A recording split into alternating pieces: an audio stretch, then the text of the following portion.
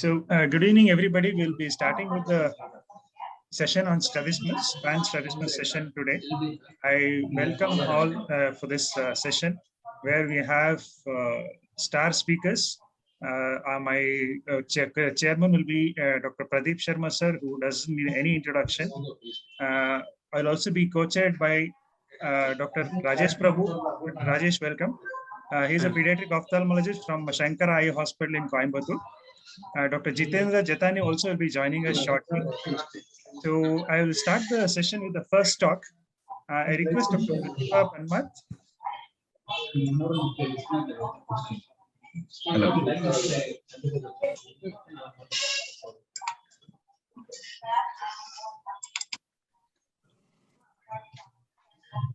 I think Dr. Sunaina has not yet joined. I request Dr. Pratibha to talk. Dr. Pratibha will be talking about acute competent esotropia and what to do. Over to Dr. Pratibha. Hello. Sir, we've already sent the recorded video. Mr. Ashwin, can you play Okay, sir. Dr. Pratibha's talk?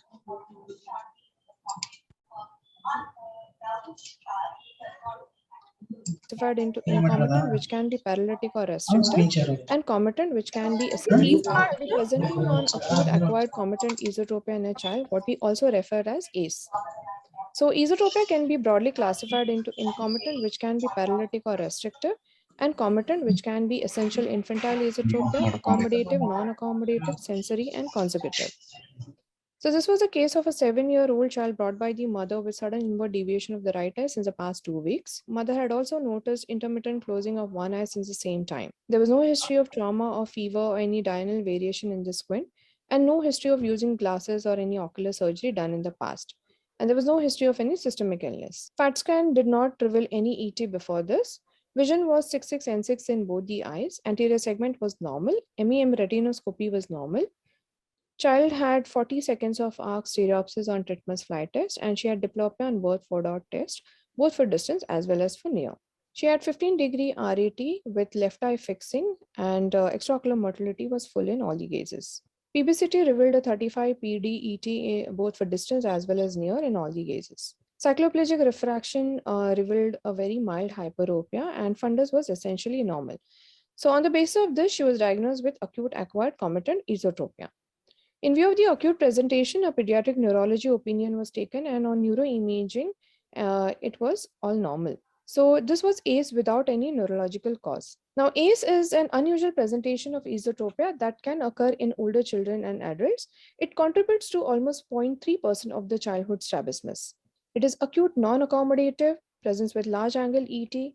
Diplopia is commonly seen. It is non-cyclical. Patient may present with intermittent squint to begin with, and it is competent.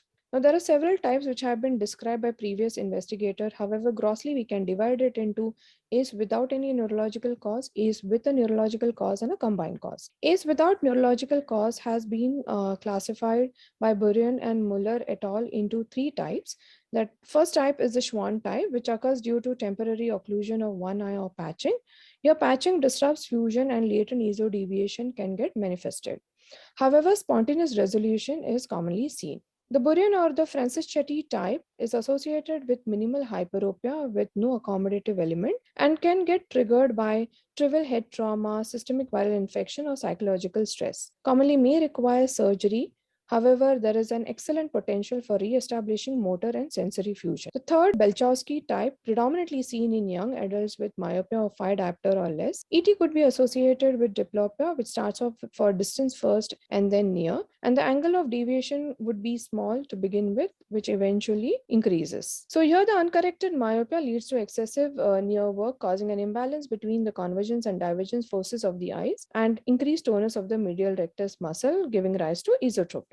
ACE have also been described by the study done by Lee et al. In children who had excessive usage of smartphones. So they were using smartphone for almost 4 to 6 hours per day on an average period of 6 months. So ACE can get induced by increased tonus of the medial rectus muscle. Video display terminals have also shown to disrupt the accommodation and vergence and thus triggering ACE. This should be kept in mind looking at the current pandemic situation where our children are majorly doing online schooling and have excessive near work. So if you see a child presenting with acute comitant esotropia, I think ACE should be kept in mind. So ACE should be differentiated from an accommodative ET, which occurs due to increased accommodative effort or abnormally high AC by A ratio. Typically, it will present between 2 to 5 years of age with asthenopic symptoms, intermittent diplopia or closure of one eye, and ocular deviation is generally more for near than distance. Child will have typically moderate to high hyperopia and can get corrected partially or completely with full cycloplegic correction. One needs to differentiate it from spasm of accommodation,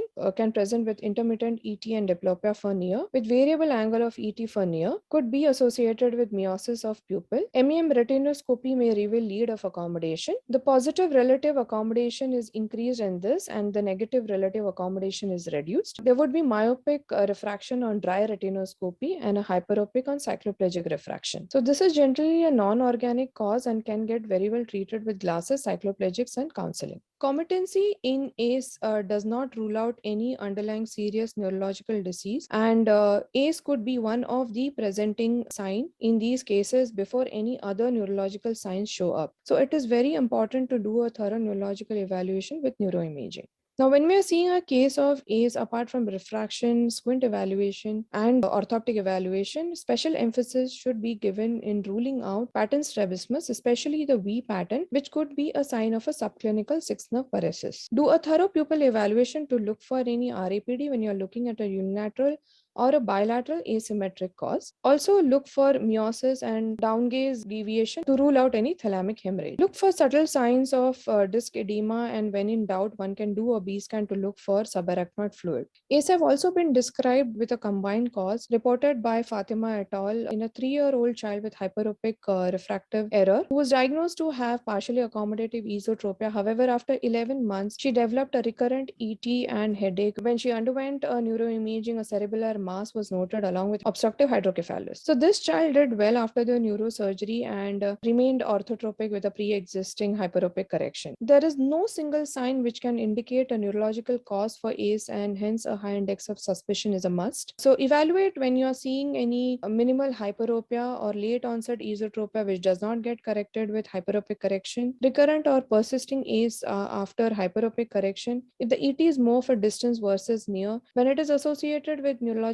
signs like headache, clumsiness, impaired motor coordination, and gait abnormalities. When there is abducting nystagmus of V pattern, which could be a sign of a subclinical sixth nerve paresis, and in presence of any cerebellar signs. The treatment of the neurological cause could be life-saving. So definitely treat the refractive error and amblyopia, do a thorough amblyopia treatment. Cycloplegics and bifocals could help in spasm of accommodation, and one can also do vision therapy if you're looking at a non-neurological cause of divergence insufficiency type of ET. For the esotropia, patching and prisms can be tried to relieve diplopia and asthenopic symptom, and Botox can also be tried in children. However, it requires repeated injections. Eventually, the child would require a surgery. When the deviation is more for near, an MR recession on the esotropic or the non-fixing eye can be planned. If the deviation is more for distance, LR resection would be ideal. If the deviation is more than 25 PD, a bimedial recession or an RNR should be planned. And if it is more than 60 PD, a 3-muscle surgery is a must. Post-surgery, check the binocular and the sensory status of the child, and long-term follow-up is necessary to look for any evolving neurological signs. So our child did well, underwent a bimedial recession and was orthotropic. So the take-home message here is take a detailed history and do a meticulous evaluation. Look for any subtle signs of CNS involvement, and comitant ET could be the first sign of a neurological dysfunction. Hence, neuroimaging is a must, and definitely keep a long-term follow-up so as to look for any evolving signs of underlying neurological disorder. Thank you. Excellent. Another very comprehensive talk, Dr. Pratibha. So 3 things I would like to mention here, like whenever you see a child with an acute onset esotropia, One is you have to remember that it can lead to sudden loss of binocular vision leading to dense amblyopia. And the third thing is neurological problem. It could be a sign of an underlying neurological defect. So we have to keep these three things in mind, and Dr. Pratibha has wonderfully highlighted the three things. Dr. Rajesh, would you like to add anything to this? Yes, sir. Actually, whenever I plan for surgery, even all the parameters are normal, I would like to go for a scan just before surgery. Such cases. Good. Dr. Rohit? I think what Dr. Rajesh says is absolutely right. The steps Dr. Pratibha said should be followed for all patients. We cannot afford to miss a single patient who has developed acute EZO because of a space occupying lesion. So age appropriate cycloplegic refraction and an imaging is still essential, although almost bulk of what we are seeing in this past 1.5 years are because of the increased use of near devices, which has precipitated an acute esotropia. Good. So the take-home message is acute onset esotropia in a child should be taken as a daytime emergency, and we should not ignore it, just come back later or any such messages to be given to the patient. So thank you, Dr. Pratibha, and we move on to the next talk. I think Dr. Sunaina Bhatt has joined. Dr. Sunaina? Dr. Sunaina, are you there? Yes, sir, I'm here, sir. Yeah. So we'll go on with your talk. Dr. Sunaina will be talking about the strabismus as a telltale sign of underlying systemic disease. And over to Dr. Sunaina. Good evening, everyone. My name is. Good evening, everyone. My name is Dr. Sunaina Bhatt. I'm a practicing pediatric ophthalmologist from Mangalore. At the outset, I would like to thank Dr. Arun for giving me an opportunity to be a part of this forum. So I've been asked to speak about key points in the examination, which helps us to diagnose a systemic disease.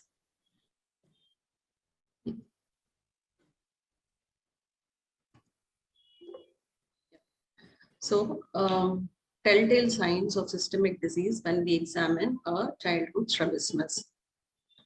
So the incidence of strabismus presenting as the initial indicator of a systemic condition is quite rare. It was around like 11 cases in 40,000 cases diagnosed was what I found on research.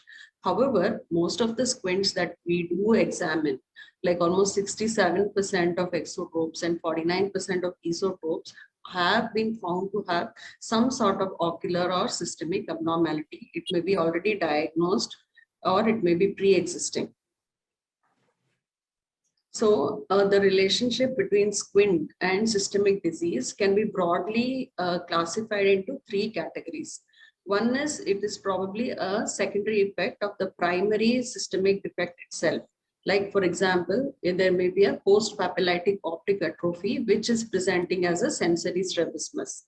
Or it may be that the primary disease is directly affecting the ocular tissues, like how you see in thyroid eye disease or myasthenia gravis.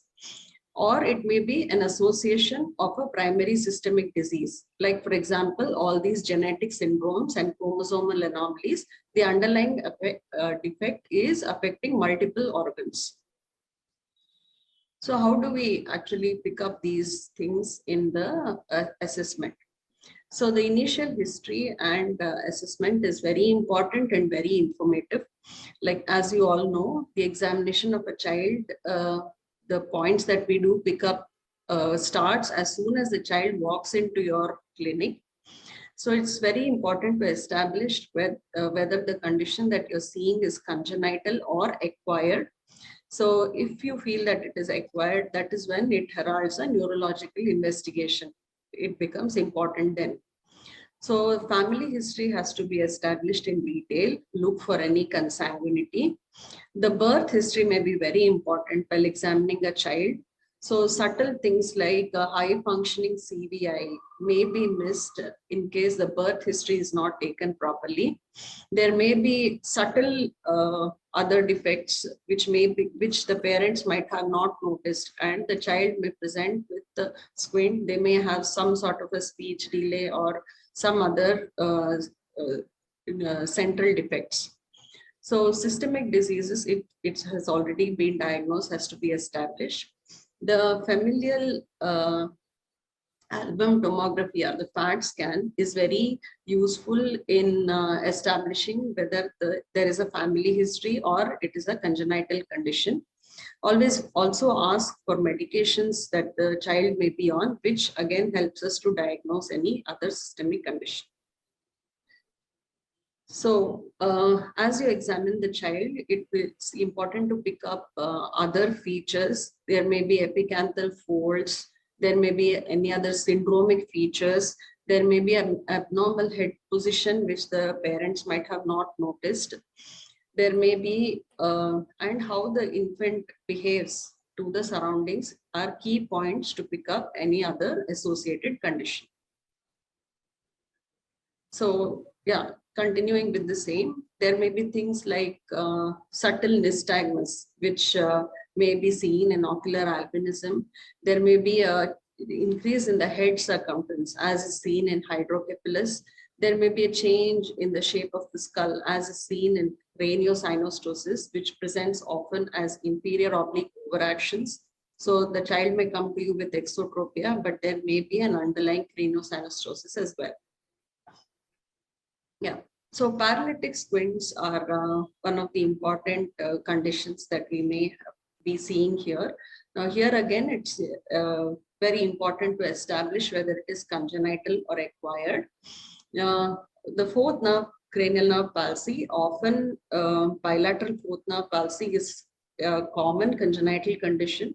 However, it may occur in very minimal head traumas also, and that needs to be diagnosed.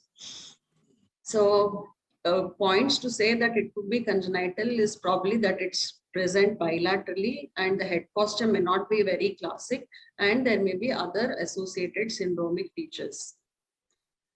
Third, cranial nerve palsies are quite easily picked up, and one key point to say that it's congenital may be the presence of aberrant regenerations. Sixth, cranial nerve palsy can be a neurological, like a false localizing sign. So it is important to diagnose this. Now, common conditions that may be confused with this will be Duane's retraction syndrome and congenital esotropia. Congenital esotropia because they are cross-fixators and it's often misdiagnosed as a sixth cranial nerve palsy. Now, even in Duane's retraction syndrome, the narrowing of the fissure and the associated upshoots and downshoots may be very subtle sometimes and may be confused with the sixth cranial nerve palsy. Yeah. So in case you're looking at a paralytic squints, these are probably the conditions that you're looking at. Most often in a child, it may be a neoplasm, it may be raised intracranial tension or because of trauma. The other cause could be any inflammatory conditions. Yeah.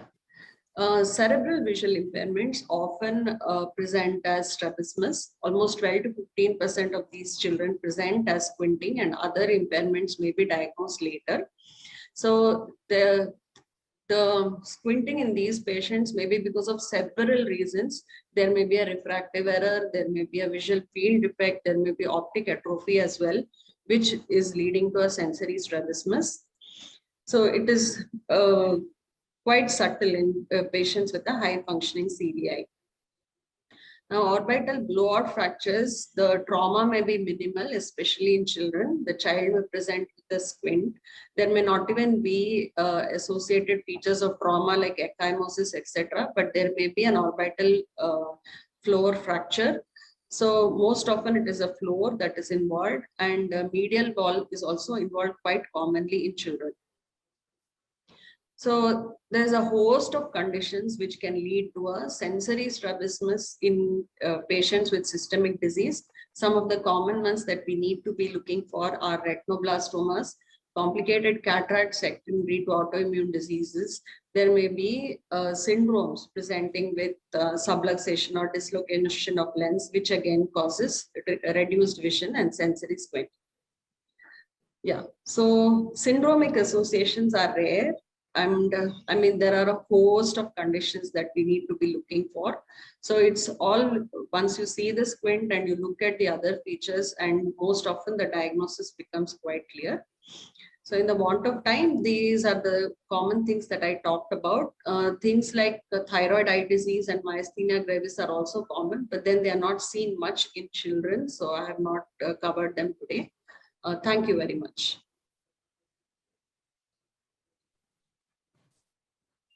Thank you very much, Dr. Sunayana. That was an excellent talk. So strabismus can be a sign of a serious underlying neurological disorder, and we should always keep an eye open to it. Request comments from Dr. Rajesh Prabhu.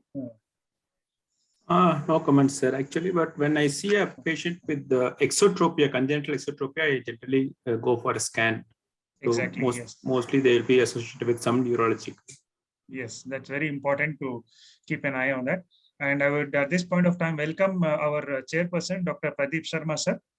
Dr. Pradeep Sharma, sir, welcome to COSCON. Sir, you're muted, sir. Thank you, Dr. Arun. I think it's a pleasure being with COSCON, but I'm sorry being late because I No, we understand your requested my talk to be late also. Yeah. Sure. So any comments on this topic, sir? Yeah, it was a wonderful presentation. And as Dr. Rajesh also mentioned, in children in the first year, if we have an exotropia, we should rule out a neurological cause or other CVI related things. So an imaging may be thing called for. But otherwise in esotropias, we don't usually go for that. And other thing is that whenever you have a paralytic squint, like she was mentioning, in a child, if he has a sixth nerve palsy, it is more likely to be a Duane's retraction syndrome, which should be excluded. Rather than a sixth nerve palsy in a child, more commonly it is a Duane's which is there. First time I'm seeing Dr. Pradeep Sharma sir wearing spectacles. Well, I am presbyopic, of course.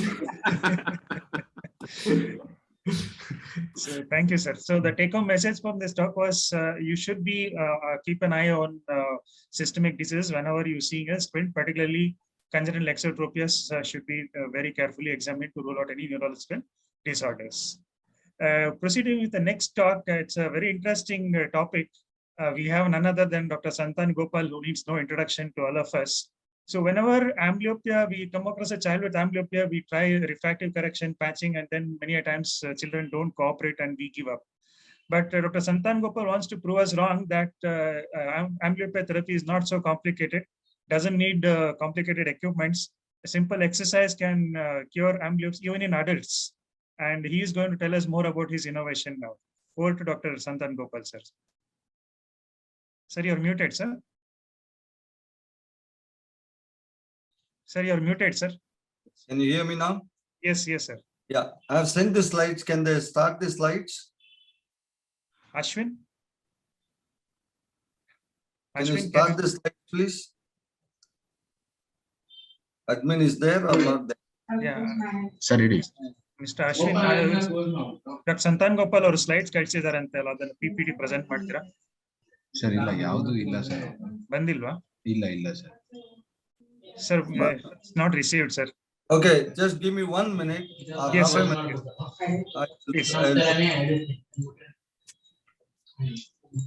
They said they have received it, but now they are saying they have. Just give me 1 minute. I will do that. Yes, sir. Yes, sir. Please, sir.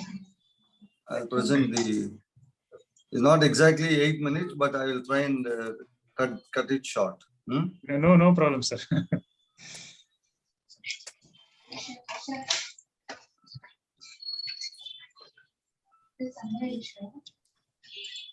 So Dr. Santan Gopal has an interesting innovation called PropTech, which he has found out by his own innovation, so which is supposed to stimulate certain pathways in the brain, wherein even amblyopia in adults can be treated.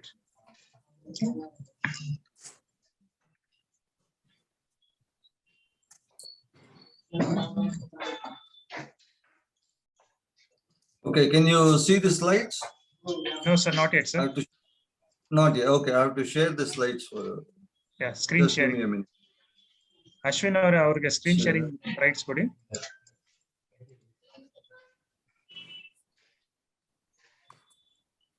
Share content. Screen broadcast. Okay. Banta, slides Banta. Sir, yes, sir. Can you see the slides? ಇಲ್ಲ plain ಇದೆ sir, ನಿಮ್ screen ಕಾಣ್ತಾ ಇದೆ but slide ಇಲ್ಲ. You are sharing the screen ಅಂತ ಬರ್ತಾ ಇದೆ. ಒಂದು ನಿಮಿಷ ಇದೆ. ಈಗ ಬಂತಾ? Yes sir. Okay. ಬರ್ತಾ ನೋಡಿ ಈಗ. So I'm going to, sorry about the confusion.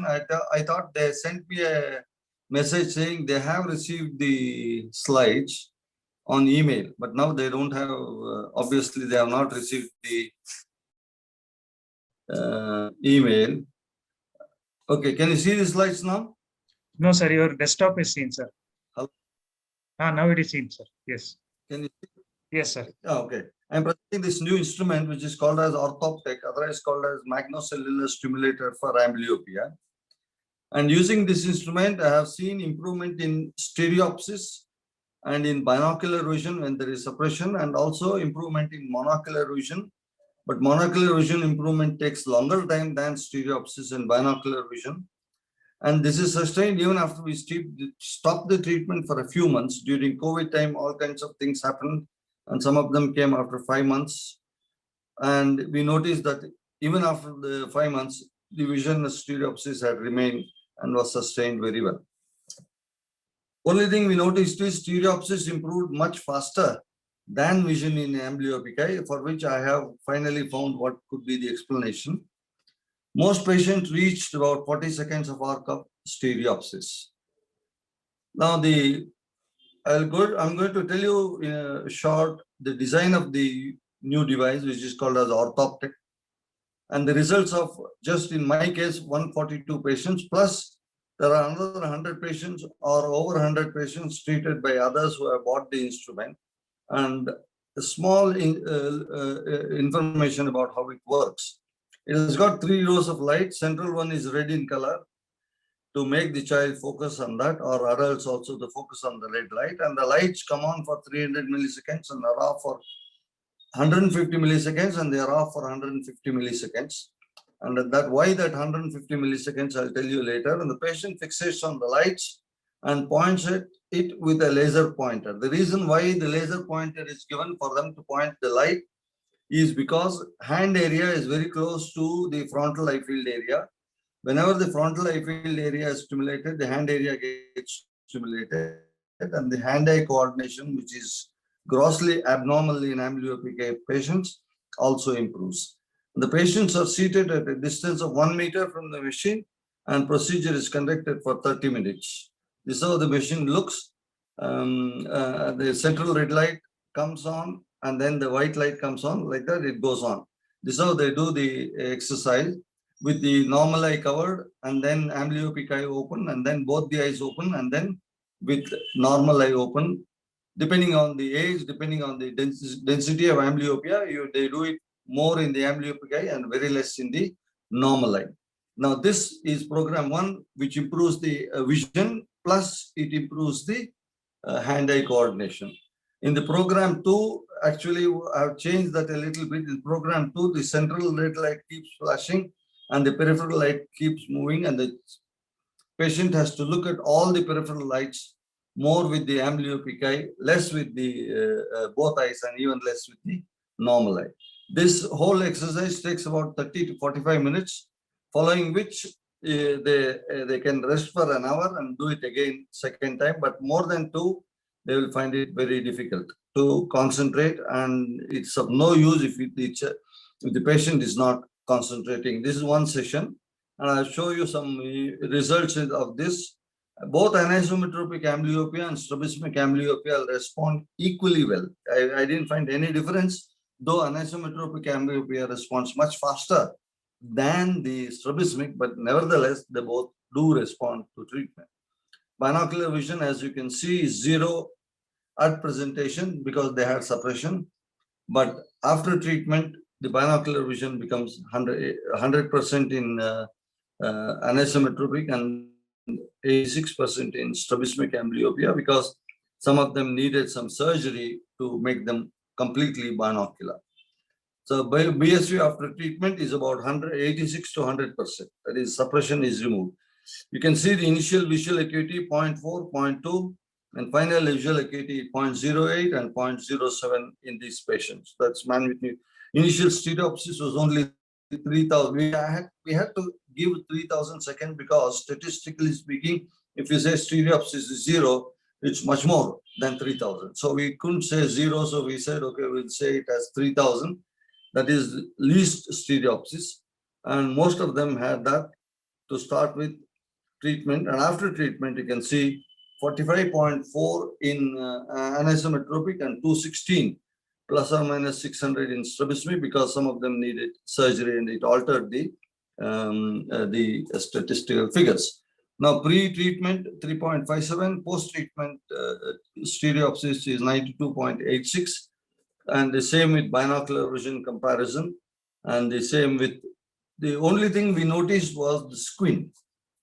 We never expected the squint will improve, but pre-test 25% of the patients had orthophoria, whereas post-treatment 70% nearly had orthophoria. This again, I have an explanation as to why this is possible. This method is first of its kind and has a success rate of 95 to 98% in younger patients with amblyopia. And since it affects 4 to 6% of the children, the economic burden of the nation is significant. Now, very briefly, I'll tell you how it works. Most of the information goes from the retina to the visual cortex V1. And most of the V1 receives from the macula, and a large area of V1 receives macula, but a very small area of the V1 receives the peripheral retina. And in V1, the parvocellular cells and the magnocellular cells go to different areas, like magnocellular cells go to 4C alpha, parvocellular cells go to 4C beta. And from there, they go to different extrastriate areas. Now, what is important is that whenever you stimulate a peripheral retinal point at a certain distance from the fovea, the brain makes the eye move. When the eye makes a saccadic movement to see the peripheral retinal point, what happens is the retina intervening between the peripheral retinal point and fovea is suppressed, and these two are activated. The peripheral retinal point is activated, which in turn activates the fovea if the stimulus is strong enough to make the eye move. Because of all the eye movement, the only eye movement which stimulates the fovea is the saccadic eye movement, to make sure that the eye follows the object which is moving. So this has been shown in a number of experiments and also a number of EEG studies. And lateral occipital visual cortex activation was present only during a targeted saccadic condition. This is the principle we utilized in this. And simple saccadic eye movement is associated with greater lateral occipital activity on EEG than more complex cognitional movements. So when this happens repeatedly, the visual cortex, particularly the fovea, gets stimulated. And therefore, this machine works very well. And I have sold the machine to about 42 people, all of now. And they have reported extraordinarily good results, and they have given me additional indications for using this instrument.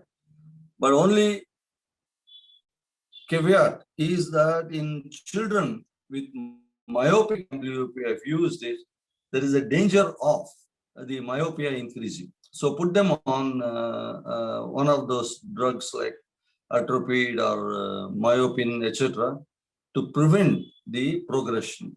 I think I'll stop at that. Thank you very much, Arun. I thank the Karnataka Ophthalmic Society for this opportunity given to me. Thank you, sir. Excellent presentation. So it's a very good innovation, and personally, even I have been using Dr. Santan Gopal's machine and have been getting good results. Any feedback from other panelists? Or Dr. Pradeep Sharma, sir, any questions to Dr. Santan Gopal, sir? No, I think we should congratulate him for his perseverance. on some innovation which is beyond logic as per the general understanding of most people in the field of binocular vision, because as we find that magnocellular stimulation is improving the parvocellular pathway. So that is something which is interesting. But if you have foveal function, it is wonderful. I think what sometimes we see practically something is happening, that is good, that should be welcome, and we should be looking forward to more people using it. I have no personal experience with this, but I have been seeing his presentations at several occasions. And I think more people in Bangalore or Karnataka may be using it, and we would like to have their opinion. As you are saying, there's some good result. It is encouraging. Anybody else who has been using, who is there in the group? Dr. Rajesh or Dr. H.M. Ravindranath? No, sir, I have not used. The ones I actually asked you also. Did you use this? You said no. There are about. I haven't used it. So it is interesting. If it is working, it is very good. And we should be looking forward to more results and more scientific collaboration. I mean, you can do. There are about 14 people using in Karnataka. Yeah, so that's good. All over Karnataka. I would just suggest that you could, I mean, tabulate your results, different categories. Different categories, like 142 you have, but of these 142, you should divide them and then see in a more statistical manner and prove it to the world that yes, this is what. So that would be a great achievement. Sure. Sure. Thank you, sir. Thank you. We now thank you. Thank you. Thank you, sir. We now move on to the next talk. I welcome Dr. Jitendra Jetani, who is a pediatric ophthalmologist and strabismologist from Baroda. I would like him to talk about monocular elevation deficiency. It's a very important this thing. It's a difficult condition to treat. I would request him to elaborate more on this condition. I will share my screen, sir. Yeah. Good evening. Yeah. Is it visible? It's visible. Yeah, audible. Yeah. So thank you so much, Arun sir, for the opportunity. And I would just talk first briefly about. I won't be going into details of monocular elevation deficit. I would be just touching upon a few points of monocular elevation deficit. Why it is a sort of a complex strabismus, because mainly there is a vertical elevation deficiency which is there, and it is inability to elevate the eye from any position of gaze. Mainly it doesn't go above midline. Associated features would include horizontal strabismus, hypertropia and primary position, may be associated with ptosis, and almost 20% of patients do have Marcus Gunn jaw winking. So in my fellowship, when I first saw a Marcus Gunn jaw winking ptosis with MED, I was very excited that I've got a very rare case. And then I could read that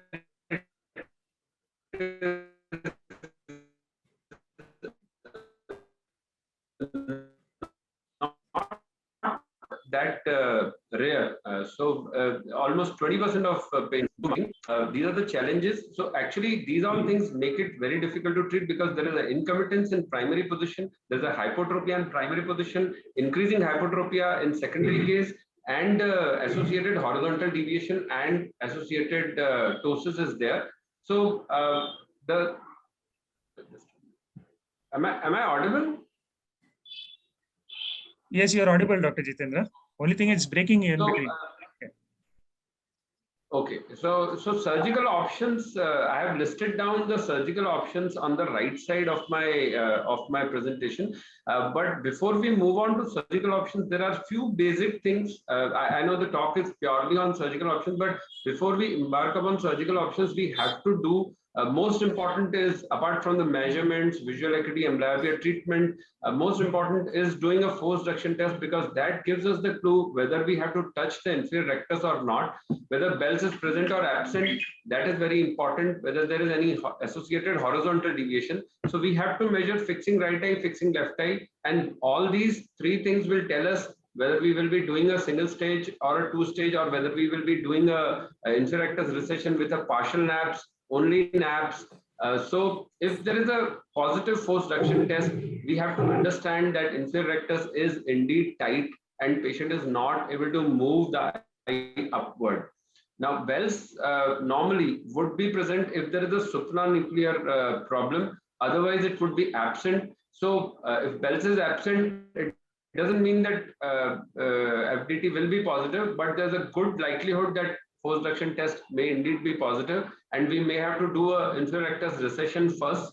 Or even if we want to do a single stage surgery in which we want to do inferior rectus recession with partial NAP, we indeed would be doing an inferior rectus recession. That is the most important point which I wanted to make. I would just break down the surgical options.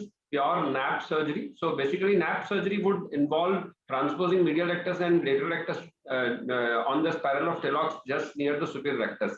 So that is NAP surgery. The advantage is that it is a simple procedure. You just have to, you have to take the normal horizontal muscles. It's a horizontal muscle surgery and put it right next to superior rectus.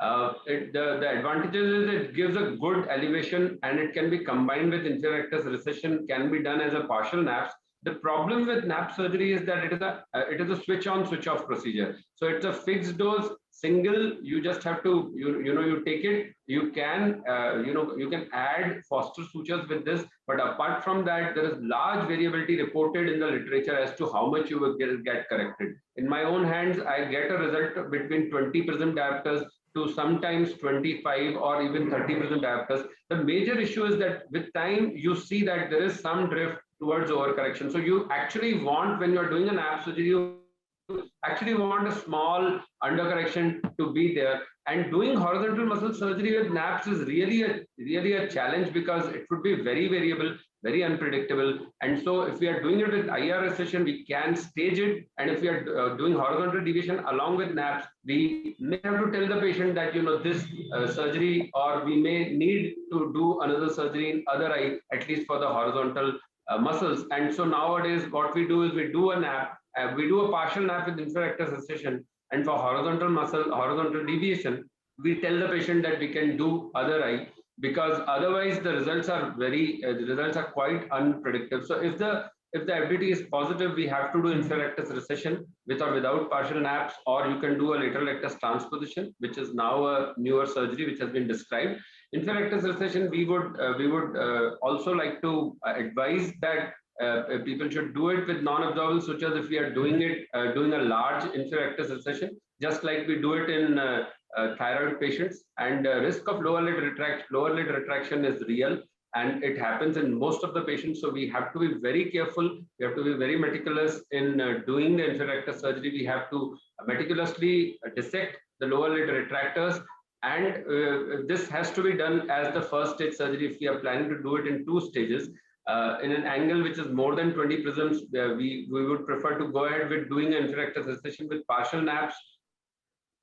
Obviously, since you are touching 3 muscles, you are not doing all the 3 muscles, but since you are touching 3 muscles, it would be preferable to do a vessel sparing surgery. Again, you can't do horizontal, if there is an associated horizontal deviation, it would be difficult to tackle it in the same sitting. You may get a good result and tackle it, but again, there's a chance that we may have to do it in a second sitting. Lateral rectus transposition with IR recession, it can be coupled with a horizontal muscle surgery. Horizontal deviation correction, again, may be unpredictable because you are transposing lateral rectus completely to superior rectus, and along with that, you're planning a small horizontal surgery. It is indeed a new procedure with a lot of single case reports and one small series reported from LVP. So this is, I would just end my talk with a video. This was one of the patient who was having MED with a small horizontal deviation, and we planned to do an inferior rectus recession because the FDT was tight. So we are doing a small inferior rectus recession because the vertical deviation was not much. So we are doing around 4 mm of inferior rectus recession. And along with that, we did a lateral rectus recession and transposition to superior rectus. We obviously explained it to the patient that we cannot do more than 2 muscles, and we may have to handle the horizontal muscles in other eye, or we may need to do another surgery in the other eye. But to our surprise, once we this is just a short video. And so we are doing inferior rectus recession since we are doing a very small recession. We have not taken non-absorbed sutures, but if we would be doing a larger recession, we would be taking up non-absorbed sutures, because in the longer run, the inferior rectus also tends to slip more and more because of the lower lid retractors keep on pulling it. So this was the lateral rectus, and then we transposed the lateral rectus muscle superiorly. And along with that, we did a recession of around 7 to 8 millimeters. Yeah, so this is just to show that lateral rectus transposition also gives wonderful results in terms of elevation also, not just, not just aligning the eye in primary position. So there are a lot of things which we have to see in monocular elevation deficit, primary position angle, and ocular motility. So this is, and then at the end of the day, we have to see ptosis surgery, ptosis also. So this patient still has ptosis. You can see that I'm trying to cover the other eye, and then when the patient tries to look up, patient is slightly able to move, elevate the eye beyond midline. So the primary position angle is good, and patient is also able to see, and there is no, no inferior deficit. So not completely corrected, but there is some motility which has got corrected in elevation. So that was regarding regarding monocular elevation deficit and surgical options in that. Thank you so much. Thank you, Dr. Jitendra. That was a wonderful talk, and you have very nicely highlighted the key points in handling the MED. Dr. Soumya is here. Dr. Soumya? Yes, sir. Have you tried the Nishidas in MED? Yes, sir. I have tried Nishidas in MED. In fact, I've got very good results in MED as well. Just that, as sir was also mentioning, the horizontal deviation is the one which we'll have to correct it in the other eye. But the vertical deviation definitely gets corrected to a great extent, sir. So it does do good even to try Nishida as an MED. The only trick would be probably to transpose it a little closer to the SR rather than just a midway between SR and MR, SR and LR. So that would give a better result. Sir, any tips from Dr. Pradeep Sharma, sir? I think what Dr. Soumya was saying, and I think she had published for the introduction, and modified Nishida works very well. And as we find for the lateral rectus also, we need to bring it closer to the missing muscle or the missing action to have more effect. So modified Nishida works very well for instead of naps also. When you have a combined horizontal deviation and a vertical deficit, then you can modify the naps. In what my trick in that is that, of course, I mean, if the inferior rectus is tight, you have to do an inferior rectus recession, but you should be conservative in doing the inferior rectus recession. As Dr. Jitendra already mentioned, that there will be a progressive over recession of inferior rectus. So you should be careful about that. But whenever you have to do the third muscle, you are always in a situation catch-22. So you don't want to do that. So you can do an IR recession. And if there is a horizontal deviation along with a residual elevation deficit, what I would do is I would resect the medial rectus. If suppose there is an exotropia, I would resect the medial rectus and do a partial naps. That means only half of the naps, and that will correct my horizontal as well as it will also transpose the vertical effect. Similarly, if there was an esotropia, I would use the lateral rectus transposition and do a little resection of the lateral rectus and transpose it superiorly. So it's in a way what we are doing is we are using the vector of the transposed muscle both for the horizontal correction as well as for the vertical correction. So that is something which we can do. Thank you, sir. Any other questions for Dr. Jitendra from any of the? There was an article where there is a splitting of lateral rectus and medial rectus, and then they are using the upper half of the muscle for naps and inferior half of the muscle for resistant resection. Does that work? No, I read about that procedure. I think that modification has been described by Dr. Kamlesh and Dr. Subhash.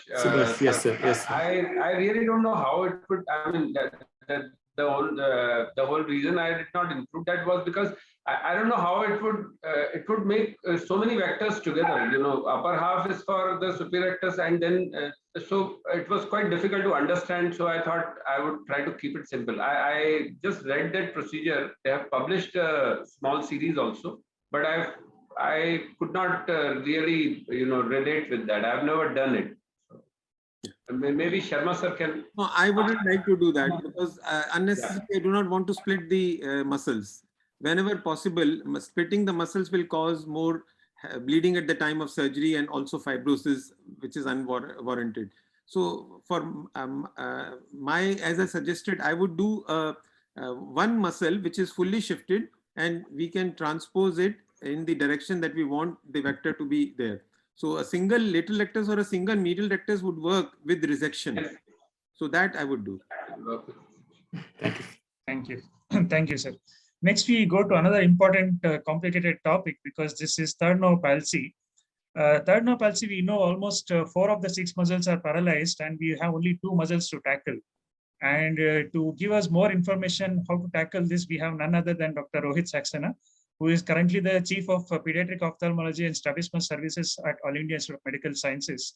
So Dr. Rohit has done extensive work on third nerve palsy, and he'll be telling us more about how to go about managing such patients. Over to you, Dr. Rohit. Thank you, Dr. Arun. Is my slide visible? Yeah, visible, and you're audible. Yeah. Thank you. Thank you, Dr. Arun. Thank you, KOS, for giving me the opportunity to present in this wonderful conference. I'll be talking about management of third nerve palsy, and unfortunately, I have no financial interests to disclose. So as Dr. Arun talked about, that there is a complete third nerve palsy, you have rather limited options available as far as surgical intervention or involving muscles are concerned. However, increasingly, we have some very interesting innovations that have been developed over the few years.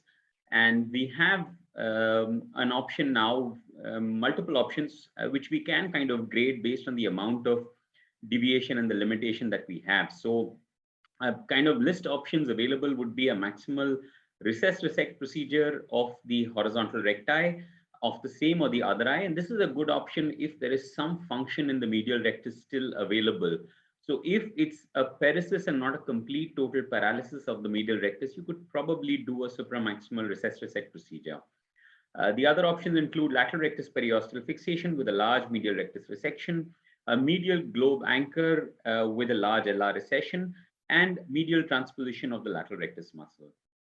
So when we see a patient with a third nerve palsy, and as I said, there is some amount of medial rectus function. So you can see a medial rectus function there. The eye crosses the midline. You could do a recess-resect procedure of the same eye and get a fairly good result. The advantage is, of course, that you would still retain ocular motility, especially in the horizontal gaze if it was there pre-existing.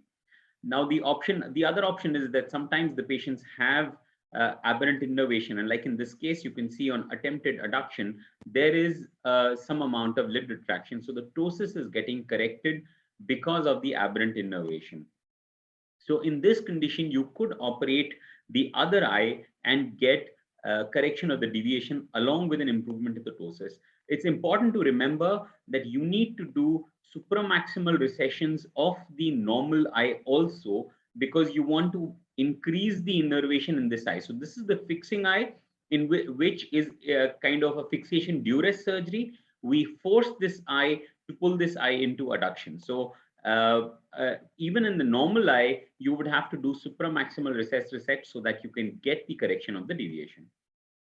Now, if you have a complete third nerve palsy or very minimal medial rectus function, the option is to anchor the lateral rectus to the lateral orbital wall periosteum. And this is one of such cases. You can see significant abduction, significant exotropia with very minimal amount of adduction.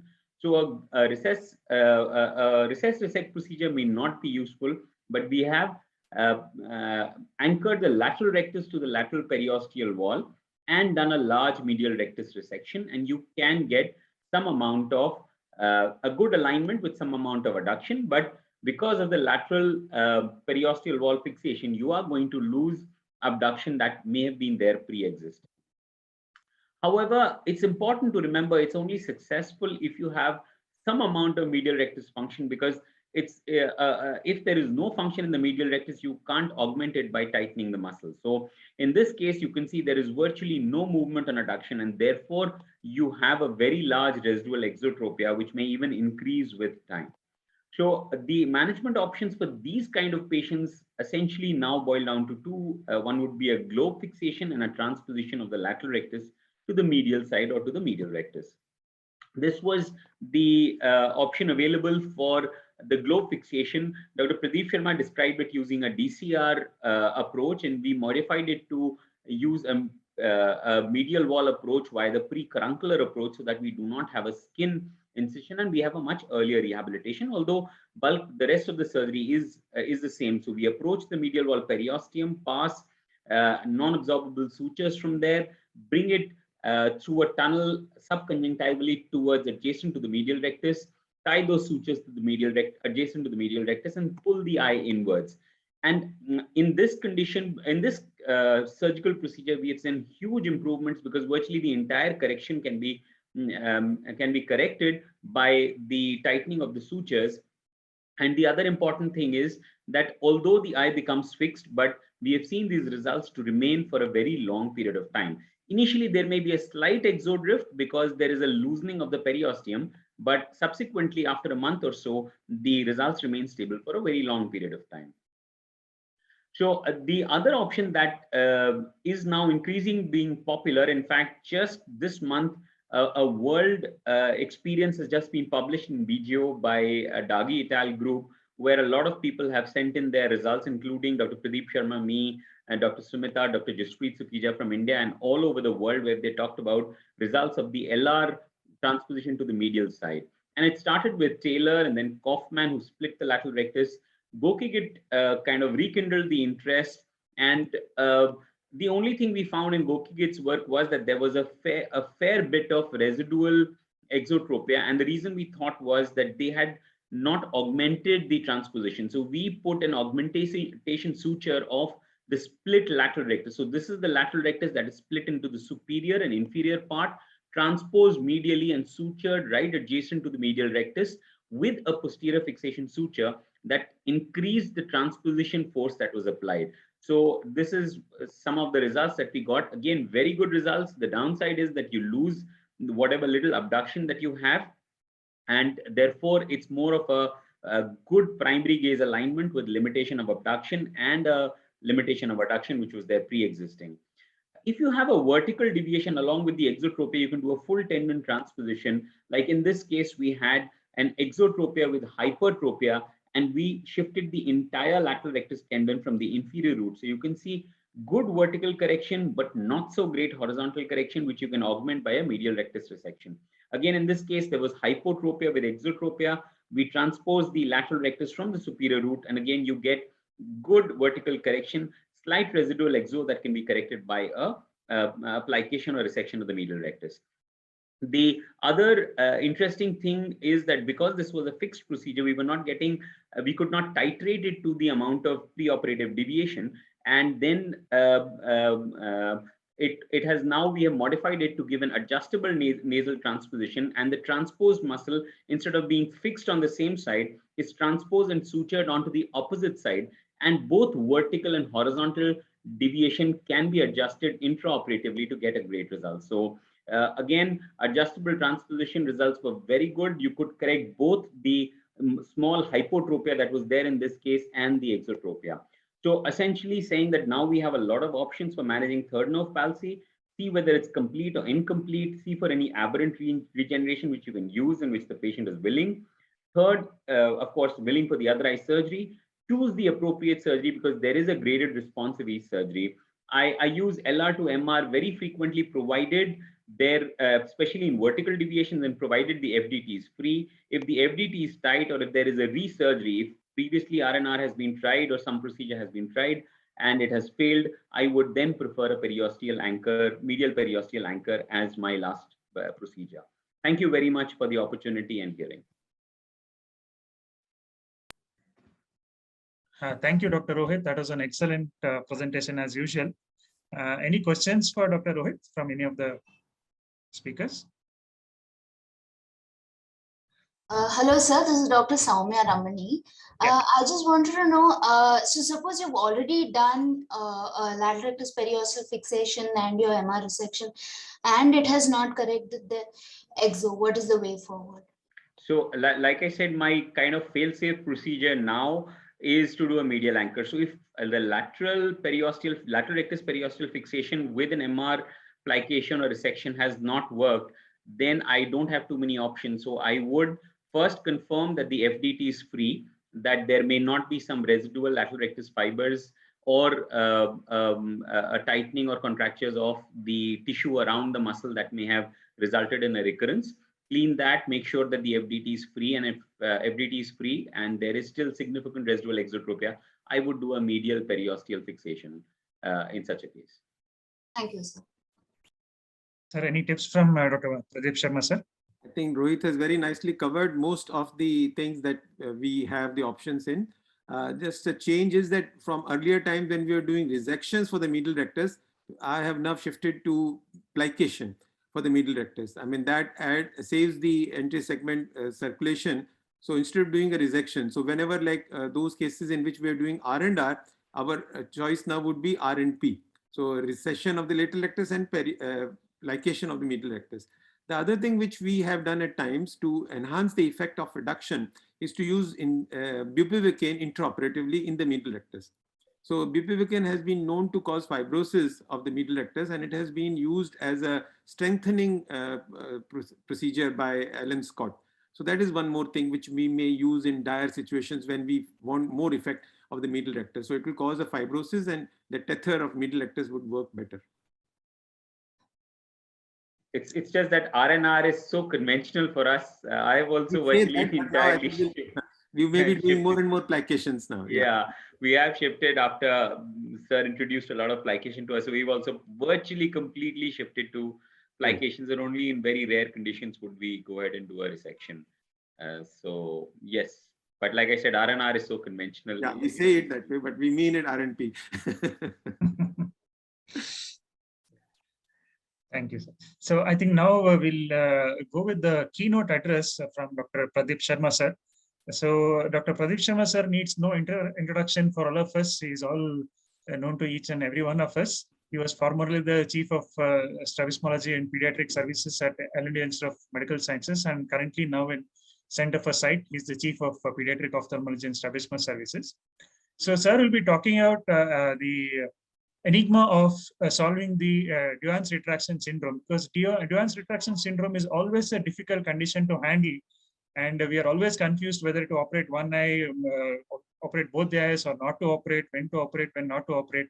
So sir will clear all our doubts in his lecture now. Over to you, sir. So Arun, I think I had sent you as required by you. Yes, sir. Yes, sir. Ashwin, can you start the presentation? Yeah. It's my pleasure to be presenting this presentation for the COSCON 2021.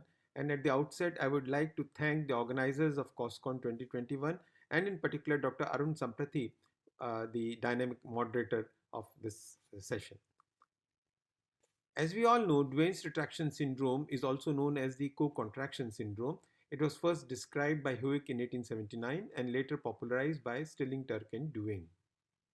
The frequency is about 1 to 4% of strabismus patients. There is a female preponderance of about 60%. 80% of the cases are unilateral, with a left preponderance in 2/3 cases. Now, Duane's retraction syndrome is nowadays described as a group of disorders called the congenital cranial dysinnervation disorders. Now, what do we mean by this is that there is a primary dysinnervation of the sixth nerve, which may be aplastic or hypoplastic, and there is a secondary dysinnervation in the form of an abnormal or paradoxic innervation by nerve 3.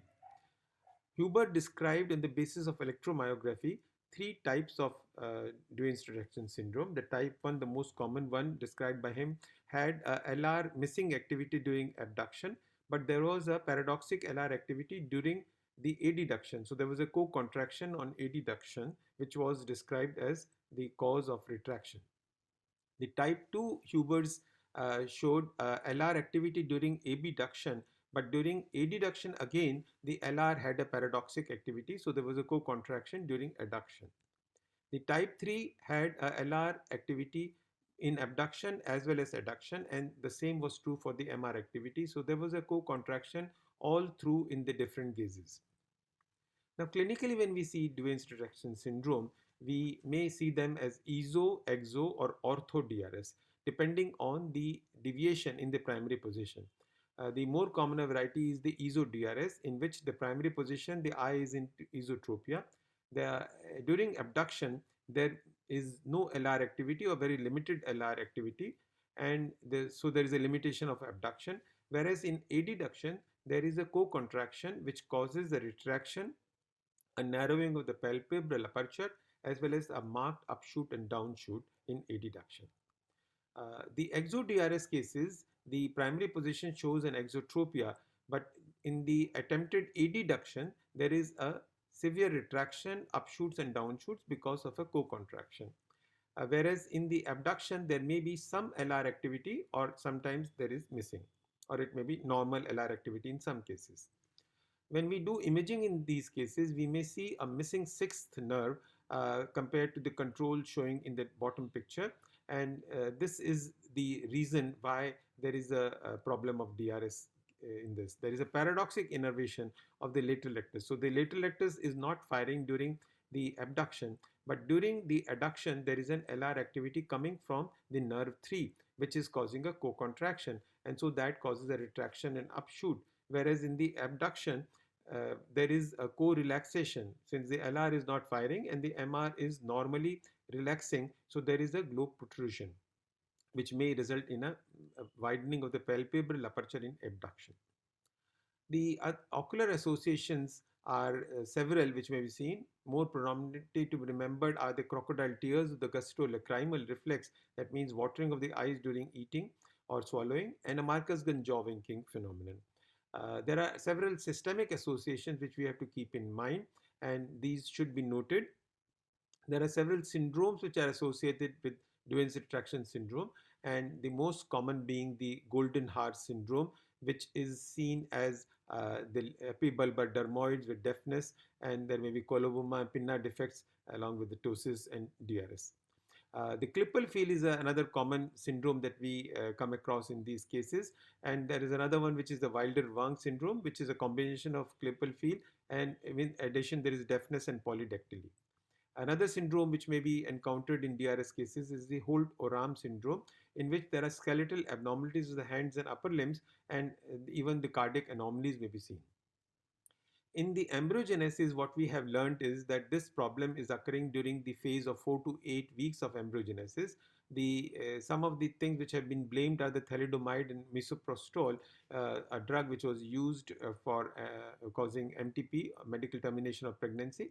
And Parsa has presented a very nice article in which he has shown that there is a higher estrogen levels and the inflammation which causes a venous thromboembolic event to be increased. And in addition to the right-left shunting, it causes the females to be more commonly involved, as well as the left preponderance is being explained by him according to this.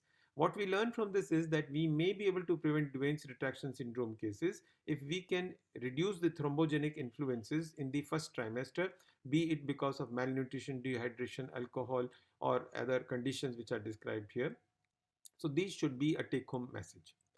The several genes have been described for the cases which are genetically seen, but these are a small number. The majority is sporadic. The genes which have been described are the CHN1, MAFB, SOL4, and HOXA1, and these would be the reasons why we have a genetic transmission. Coming to the management, we need to see it in a form whether it's an EXO, EXO, or ortho. Second, note whether there is a significant co-contraction, and this you can note by the upshoot and downshoot. Upshoot and downshoot being severe is an indication of a severe co-contraction. Third, notice how much is the normal LR activity. And the fourth point, which should always be noted, is how much is the force reduction test positive for MR in cases of EXO, or LR in case of EXOs, or both MR and LR. Now let's have some case examples. This is a case of EXO-DRS in which the FDT for MR was positive, but there was a minimal co-contraction. So I did just an LMR or medial rectus recession on the left side of 4 millimeters, and this served the purpose. In cases of ESO-DRS, a little extra MR recession may be too much if the co-contraction is more severe, and it can result in iatrogenic synergistic divergence. So whenever you have a severe co-contraction, you should always balance the MR recession with a lateral rectus recession and a Y split. So in cases with a severe co-contraction, like in this case example, and the FDT being positive, so MR recession has to be done. So we balance it with a LR recession with a Y split. So the rule to follow is, in ESO-DRS cases, do a minimal MR recession as required by the FDT. And if the co-contraction is severe, always do an LR recession with the Y split. And if you have taken care of this, then if you need to improve the abduction, you may do an SRT, IRT or VRT, or a vessel sparing partial VRT, or nowadays a modified Nishidas to improve abduction. Cases of LR resection have been described, which is generally to be avoided. And this I would like to say that whenever you plan to do, it should never be more than 3 to 4 millimeters of LR, and MR recession should not be more than this. So this is something which Dr. Stephen Kraft has been advocating, but I would rather say one should avoid doing an LR resection in cases of Duane syndrome. In ESO-DRS cases in which the FDT for MR is free and there is a minimal co-contraction, you may just do a superior rectus transposition and may get away with correcting the esotropia in the primary position as well as improving the abduction. So this is the planning algorithm that we suggest to follow in ESO-DRS cases. Coming to the EXO-DRS, the management strategies would depend on 3 factors. How much is the exotropia in the primary position? How much is the co-contraction during adduction? And how much is the normal LR activity in abduction? The options which we may have is the Y-split LR recession, or a large 12 to 18 millimeters of LR recession, and a third one is the periosteal fixation of LR. I would never do an extirpation of LR, which has also been described. Now, this case of EXO-DRS, we see that there is an exo, but the LR activity is normally seen in abduction, but there is a severe co-contraction in adduction. So considering this, I wouldn't like to sacrifice the LR activity altogether.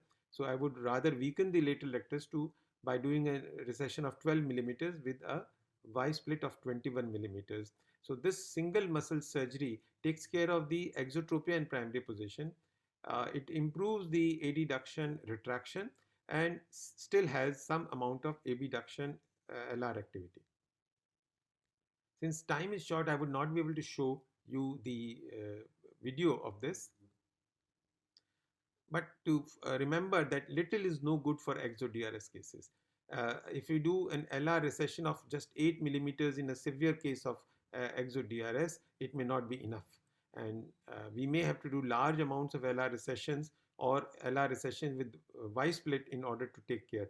Remember, it's the recession of the lateral rectus which is countering the retraction in adduction, whereas it is the Y split which is countering the upshoots and downshoots. Now, this case of the EXO-DRS in which there is no LR activity, we can do a periosteal fixation of the lateral rectus to totally take care of the LR paradoxic innervation during adduction, and to improve the abduction which is lost because of the LR periosteal fixation, we may do a partial VRT.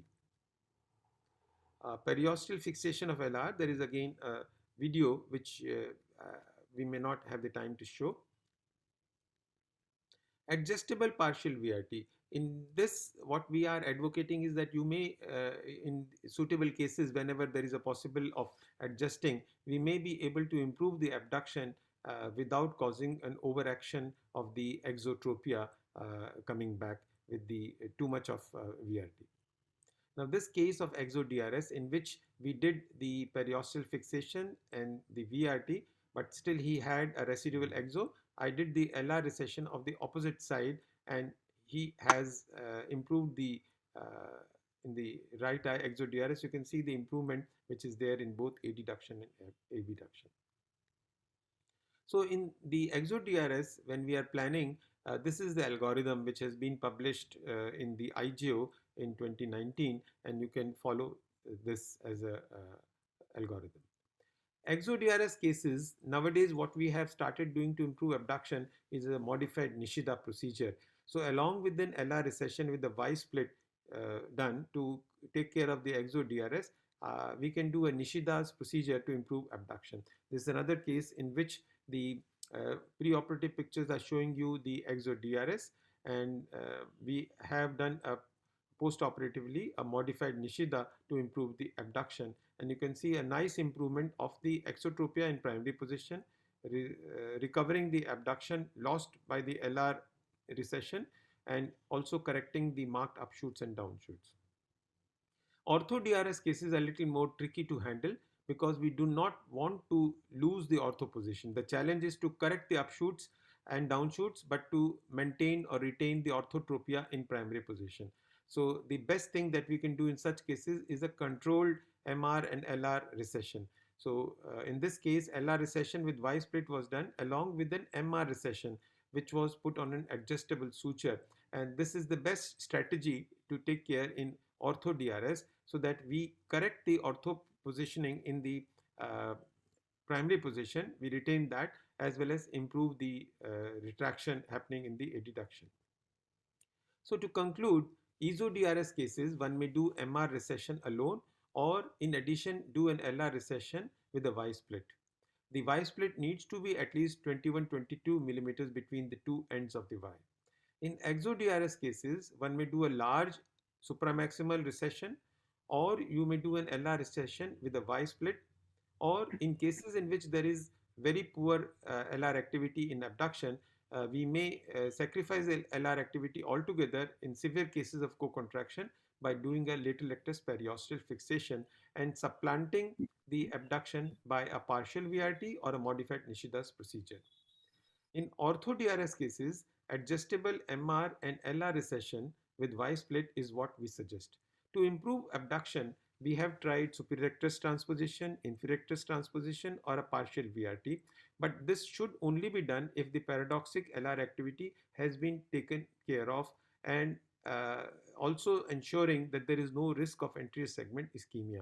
Mind you, when you have an ExoDRS in which both MR and LR have been done, and then when you plan to do a superior rectus transposition, you are handling the third rectus. So you need to be careful about not having a risk of anterior segment ischemia. You may do a partial VRT, or you may do a modified Nishida procedure in a controlled manner, preventing that. In cases in which there is an hypertropia, you may do an in the primary position, you may do an inferior rectus transposition, whereas cases with hypotropia, you may plan to do a SRT as a choice. And if there is an ortho, you may do a partial VRT or a modified Nishida procedure. So I would like to thank all my residents and those who have contributed in these presentations and preparations. Thank you very much for a patient listening, and I would like to thank you all for your love and affection. So thank you very much, sir. That was a superb talk. You have simplified Duane's management to the core, and I don't think anybody can do a better job than this. Any questions for sir regarding Duane's retraction? Dr. Rajesh? Yes, when you operate, as you mentioned, when you operate ortho DRS for shoot, only for upshoot, is it okay to do a split and place it at the level of the same muscle position instead of doing a recession? Will that work, sir? So, see, whenever there is a retraction, you need to do a recession, one. Secondly, whenever you're doing a Y split, you're tightening the lateral rectus.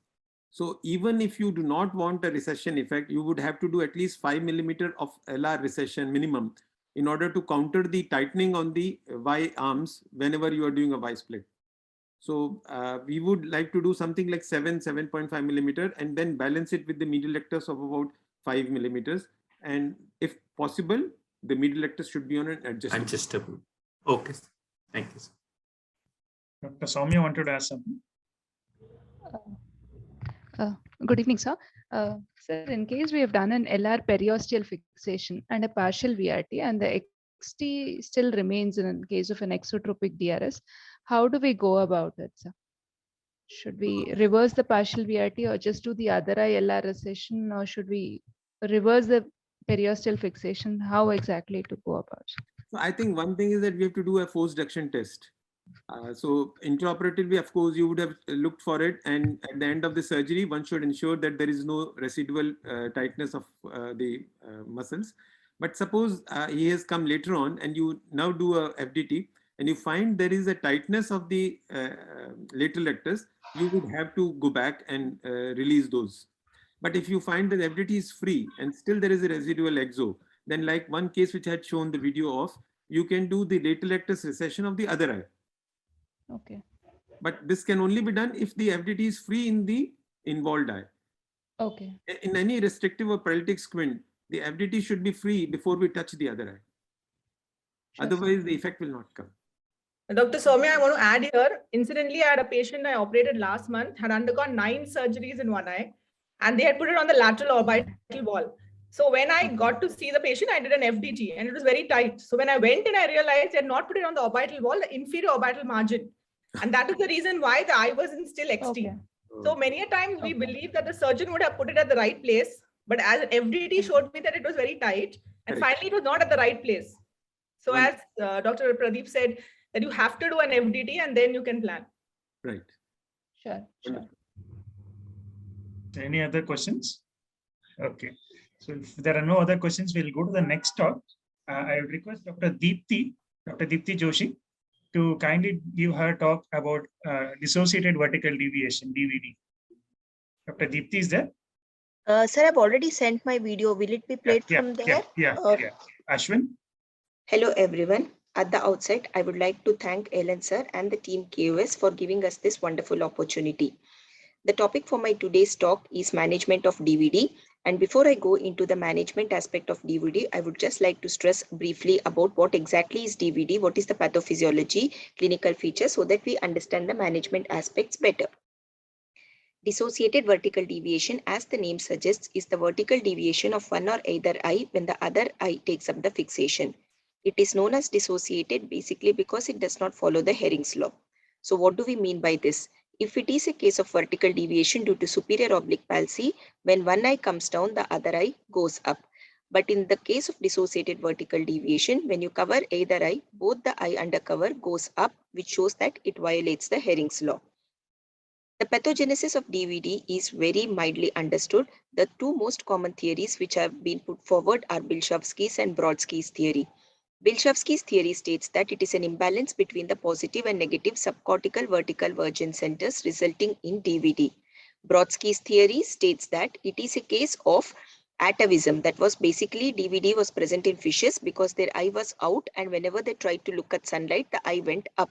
It had become vestigial in higher order animals, but in humans, whenever there is an imbalance of binocular stimulation, it may result in manifestation of DVD, hence the atavism. Clinical feature: patient usually never presents to us with diplopia because of central suppression. They usually present to us with an upward movement of the eye, especially when they are tired or when they close one eye due to some reasons. Can be unilateral, bilateral, latent or manifest. The other clinical feature is an abnormal head posture. Usually the head turn and head tilt is towards the side of the eye which has maximum amount of DVD. Chin depression may be present. We need to look out for conditions like infantile esotropia, infantile exotropias, or the DRS-like syndromes because they are very commonly associated with DVD. How do we measure a case of DVD? We usually do this by placing a base down prism under cover of Spielman's occluder in the eye which has manifested below the Spielman's occluder, and we go on increasing the prism till there is a neutralization of the movement, so there is no more downward movement which is present. Based on the amount of the deviation, we can actually grade it into mild, moderate, severe, that is less than 10, 10 to 20 or more than 20 because our treatment aspect depends on this classification. There are other diagnostic tests like head tilt test where it increases on the contralateral head tilt, a red filter test where instead of a Spielman's occluder, we use a red filter as a dissociating agent and the eye below the red filter dissociates, resulting in the patient appreciating the red light below that of the white light. There can be Bilshowski's phenomena where after we place a neutral density filter test in front of the fixating eye, there is a shifting of the fixation and the eye which has manifested starts coming down and becomes hypotropic. Now that we know what is DVD, how do we diagnose a DVD? Next question comes is, how do we manage a case of DVD? So if it is a case of mild or latent DVD, we can go ahead with non-surgical measures, like we can just observe, or we can do the shifting of fixation by either patching or by introducing a +2 to +3 diopter lens in front of the fixing eye so as to reduce the vision of the fixing eye by 2 to 3 lines. When do we operate then? Usually when it progresses from mild to moderate or severe, when the patient complains of gross cosmetic imbalance or abnormal head posture, we go ahead with the operation procedure. We usually tackle 3 muscles for the surgery, and the first and the most commonly tackled one is superior rectus, where we do a large unconventional recession of the superior rectus of 7 to 10 millimeter, which can be added by means of the retroequatorial myopexy or the Farden procedure. Whenever the superior rectus surgery remains insufficient, then we can tackle the inferior rectus muscle by doing a resection or a plication. Most of the time, the DVD is associated with inferior oblique overaction, and we can weaken the inferior oblique by either doing a conventional recession. But the most common procedure which is done is an anterior transposition of inferior oblique, where we bunch it and place it beside the inferior rectus muscle to prevent the anti-elevation syndrome. The recent paper suggests an anteronasal transposition of inferior oblique, where the inferior oblique is placed 1 to 3 millimeter as widened up and placed nasal to the inferior rectus muscle, but it can result in hypotropia. So the topic given to me was, how do I manage a case of DVD if I see? That can be just explained in the single slide, that if it is a mild or latent, I usually observe. If I have to do surgery, the first thing I see is the patient with DVD having inferior oblique overaction. If he is having inferior oblique overaction, if it is a moderate DVD, I just perform anterior transposition of the inferior oblique muscle. If it is severe, I add up the superior rectus recessions in addition to it. But if there is no inferior oblique overaction, I perform a superior rectus recession. Hardly I do Farden. So the superior rectus recession, whenever it is being done, or in any case of DVD for that matter, please look out that the other eye can also have an asymmetrical DVD. If we just tackle one eye DVD, the other eye starts to manifest post-operatively. Hence, either do a symmetrical or asymmetrical superior rectus recession of the both eyes, irrespective of the latency of the other eye DVD. Before I end up this talk, there are 2 syndromes which I have to mention. The first one is the hypotropic DVD, where the eye goes down. This is opposite of the regular DVD. Here the management aspect is also opposite. We do up inferior rectus recession or the superior rectus resections. Helveston syndrome is a triad of A pattern exotropia, superior oblique overaction, and DVD. So here we actually end up doing all the 4 muscle weakening procedure, PTSO and inferior oblique weakening, or we can do both eyes, superior rectus and superior oblique weakening. With all this platter of management of DVDs which have been put forward, yet the optical management of DVD is still unknown. Everybody uses their own protocol and several questions are still unanswered. But despite this, as a pediatric ophthalmologist, I think it is best for us to understand what works best in our hand and gives the best result to the patient. With this, I conclude my talk. Thank you everyone for a patient hearing.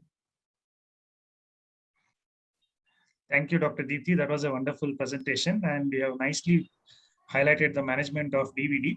One important thing here I have to re-emphasize what Dr. Deepti said is, inferior oblique anterior positioning works only when there is an inferior oblique overaction. So otherwise it doesn't work as a surgery for a DVD. Any inputs, Dr. Rohit? Dr. Rohit Saxena?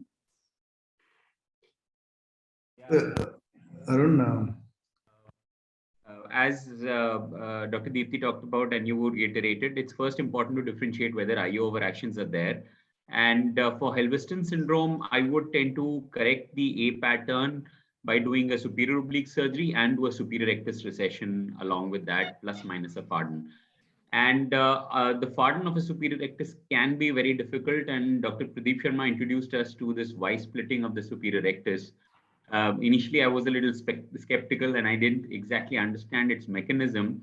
But now recently, I have done a couple of patients of Y splitting as a thought process of first examining, and I realize it has actually simplified the process of the Farden. So it does act like a Farden because just like in a Farden, your torque or the place from where the rotation starts is shifted posteriorly. So a Y splitting of the superior rectus with a modest amount of recession, which you need to do for a Y split, acts very, very well for managing a DVD. So it's a very effective procedure for reducing the DVD values. And you measure the amount of DVD and the grade, and you can grade the amount of SR recession you want to do based on the amount of DVD, and operate, as Dr. Deepti said, only if it manifests.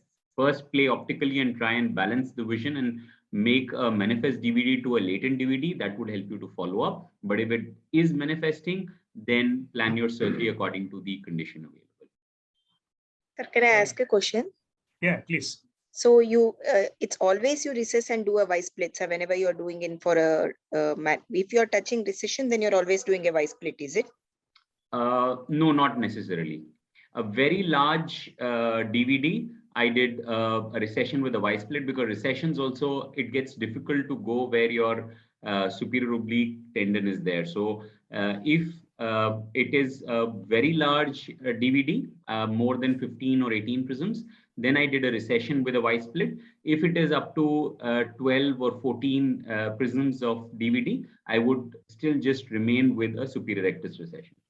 And how much of Y split you do, sir? Same like in case of DRS?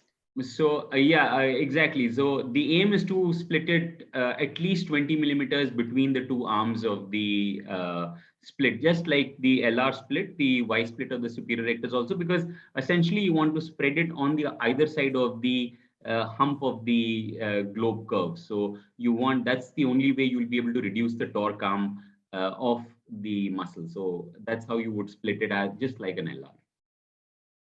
Sir, thank you, sir. Sharma, sir. Inputs from you, sir. Yeah, one more thing that nowadays we have changed little bit, is that we tend to do an IR plication in cases in which the inferior oblique is not overacting. So as Dr. Deepti has said, whenever there is an inferior oblique overaction, you should be doing an IOAT. In fact, the Elliott and Nankin's, the total anterior positioning, the only indication to my mind is DVD. So whenever there is an inferior oblique overaction, you would do a total anterior positioning with the inferior oblique. But in cases in which there is no inferior oblique overaction and there is a significant DVD, we would otherwise be doing a superior rectus recession. Now my choice is not SR recession as first, but doing an IR plication as the first muscle to handle in cases in which inferior oblique overaction is not there.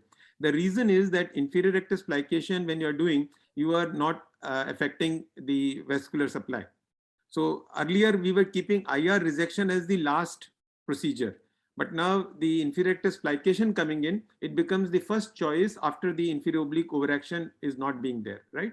So that is one change which has come in my thinking, that I would do an IR plication in cases instead of in superior rectus recession. Superior rectus recession, the effectivity is comparatively not as good. That's why the Farden had to be added. That's why the Y split had to be added. So, I mean, that would be now the second step.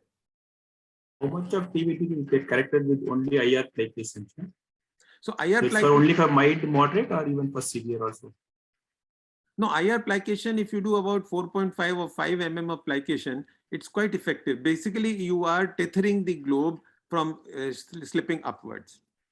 And we don't want to do an total anterior positioning in cases in which IO overaction is not there, because I have seen people who have done it. These cases have come back to me with a superior oblique overaction. Because when you weaken the one muscle in the dynamic balance, you are shifting the balance towards in favor of the antagonist. So we do not recommend doing an IOAT unless IO overaction is there. So in those cases, you can do an IR plication. Thank you, sir. Thank you very much. So we next move on to another difficult condition to handle, that is the Brown syndrome. And we have none other than Dr. Jyoti Matalia, who will be telling us her approach to Brown syndrome. Dr. Ashwin, can you please? Good Good evening all. I thank COSCON for this opportunity. I'm going to be talking on current trends in the management of Brown syndrome. Now we are aware a defective elevation in adduction is Brown syndrome. It was defined by Harold Brown in 1950, where he called it as a superior oblique tendon sheath syndrome with a deficiency of elevation in adduction and a chin up position, diversions in upgaze, and a downshoot in attempted elevation, which differentiates it from an inferior oblique palsy. And sometimes a click on felt on trochlea in some acquired cases. So why does this happen? Normally when a superior oblique traction test is done, you see that the superior oblique tendon elongates as it passes through the trochlea. But in left Brown syndrome, if you notice that there's a shortened tendon, hence it cannot elevate and the eye tends to downshoot or stops elevating in adduction. So what are the characteristic features?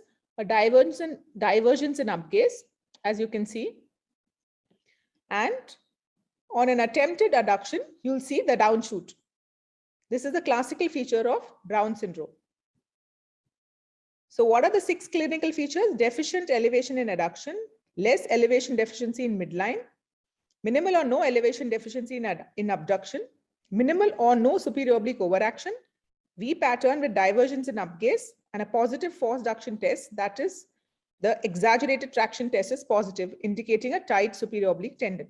So this patient has a classical left eye Brown syndrome. Now we can grade this into mild, moderate, and severe. Mild are those when there is no hypertropia in primary position, no downshoot in adduction. Moderate, there is no hypertropia in primary position, but the eye downshoots in adduction. But when there's a hypertropia in primary position with a chin up head posture, downshoot in adduction, we call it as a severe Brown syndrome. The causes we have to use to differentiate so that the management will be planned accordingly. They are either congenital or acquired. Congenital are sheath anomalies, a short and inelastic tendon. It is also called as a trochlear or tendon-trochlear complex abnormalities. Acquired cases are iatrogenic, following a superior oblique surgery like a superior oblique TURC, glaucoma valve surgeries, scleral buckling, sinus surgeries, inflammatory, secondary to RA, SLE, etc., infectious, secondary to sinusitis, and trauma. Now, management will first depend on whether it's congenital or acquired. In congenital cases, look for a head posture. If it's normal and orthotropia in primary position, no treatment is required. But an abnormal head posture with asthenopia, surgery is mandatory. In acquired cases, look for the cause. So if traumatic, you have to explore. Inflammatory, wait, and can be treated with steroids. And if iatrogenic, find out what the cause is, like release the superior oblique tuck or see the position of the valve, the scleral buckle, etc. And in certain cases, you need to recess the contralateral superior rectus. Now, surgery is indicated only if there's a hypertropia in primary position and anomalous head posture with a severe chin up. And what are the procedures? Superior oblique tendon tenotomy or tenectomy, a silicone expander, or a chicken suture, basically to increase the length of the tendon.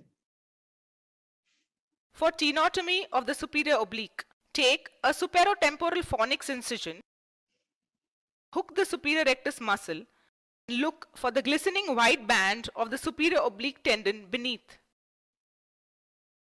Use a small muscle hook to pick up all the fibers of the superior oblique tendon and separate the fascia carefully from the tendon fibers.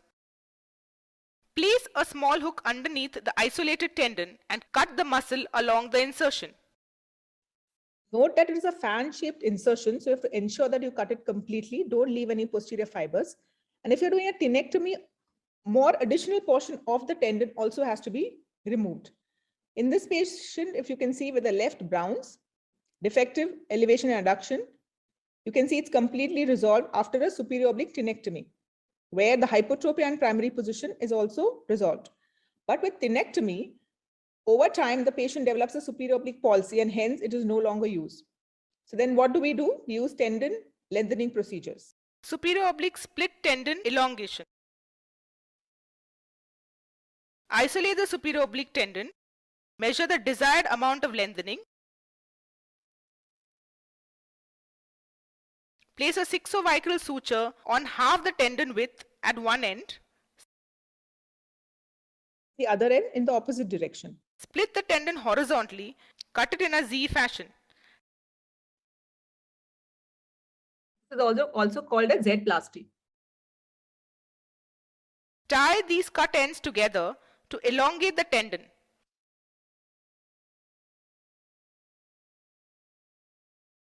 Three millimeters of tendon split will result in 6 millimeters of separation. For silicone expander, isolate the superior oblique tendon by 2 hooks. Secure it by placing 2 5-O-Dacron double arm sutures on either sides of the hook.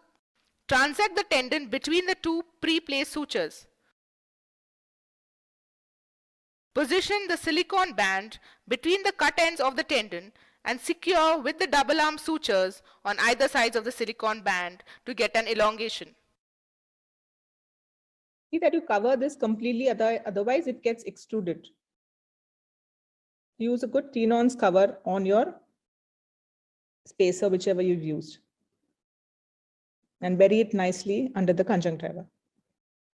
Since there is a possibility of extrusion of the spacer, chicken suture can be another option. In this case of Brown's, note the tight superior oblique tendon.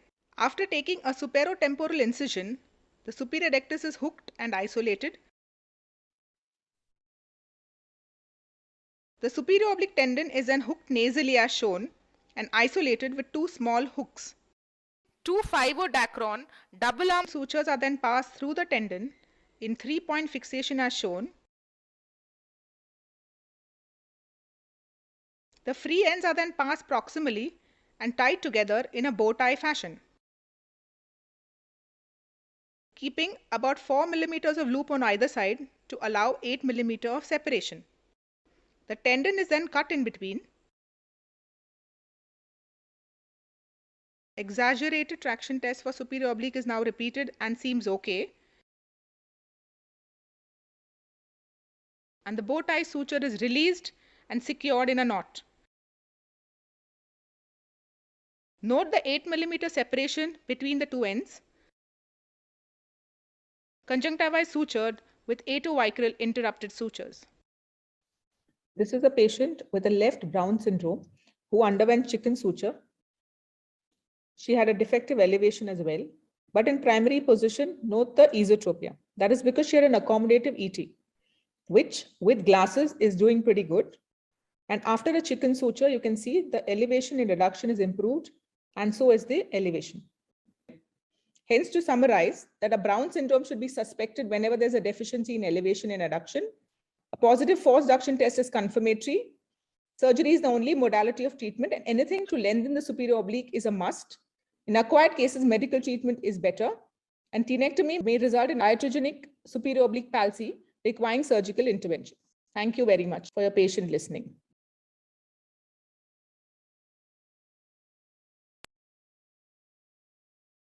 Arun, you are muted. That was a wonderful talk, Dr. Jyoti, and excellent surgeries. Wonderful demonstration of the supraoblique muscle surgery. One thing is, I want to know, you said in the split tendon lengthening, use a Vicryl. Is it a Vicryl or a non-Vicryl suture used there? In that case, I have used Vicryl and the patient is doing pretty fine. Okay. Because you're anyway attaching the muscle to each other. In fact, in those cases, sometimes you can leave even a little bit. So when you are doing, after every step which you do for lengthening, I would do a traction test on table. And if I find that, okay, there's still some gap, leave a suture in between, like adding a chicken suture over and above your Z-plasty, so that you get that. Suppose your 6 millimeters is not enough. I tend to do about 4 millimeters, giving 8 millimeters of separation minimum. And in that case, you can add some more of suture in between. Okay, good. Dr. Rohit is leaving for his other commitments. Before leaving, any comments on this Brown syndrome management, Dr. Rohit? So wonderfully presented. I actually prefer the chicken suture because it is intra-op adjustable. It helps me just in that split tendon. If you split by 4, you increase by 4 from the original length.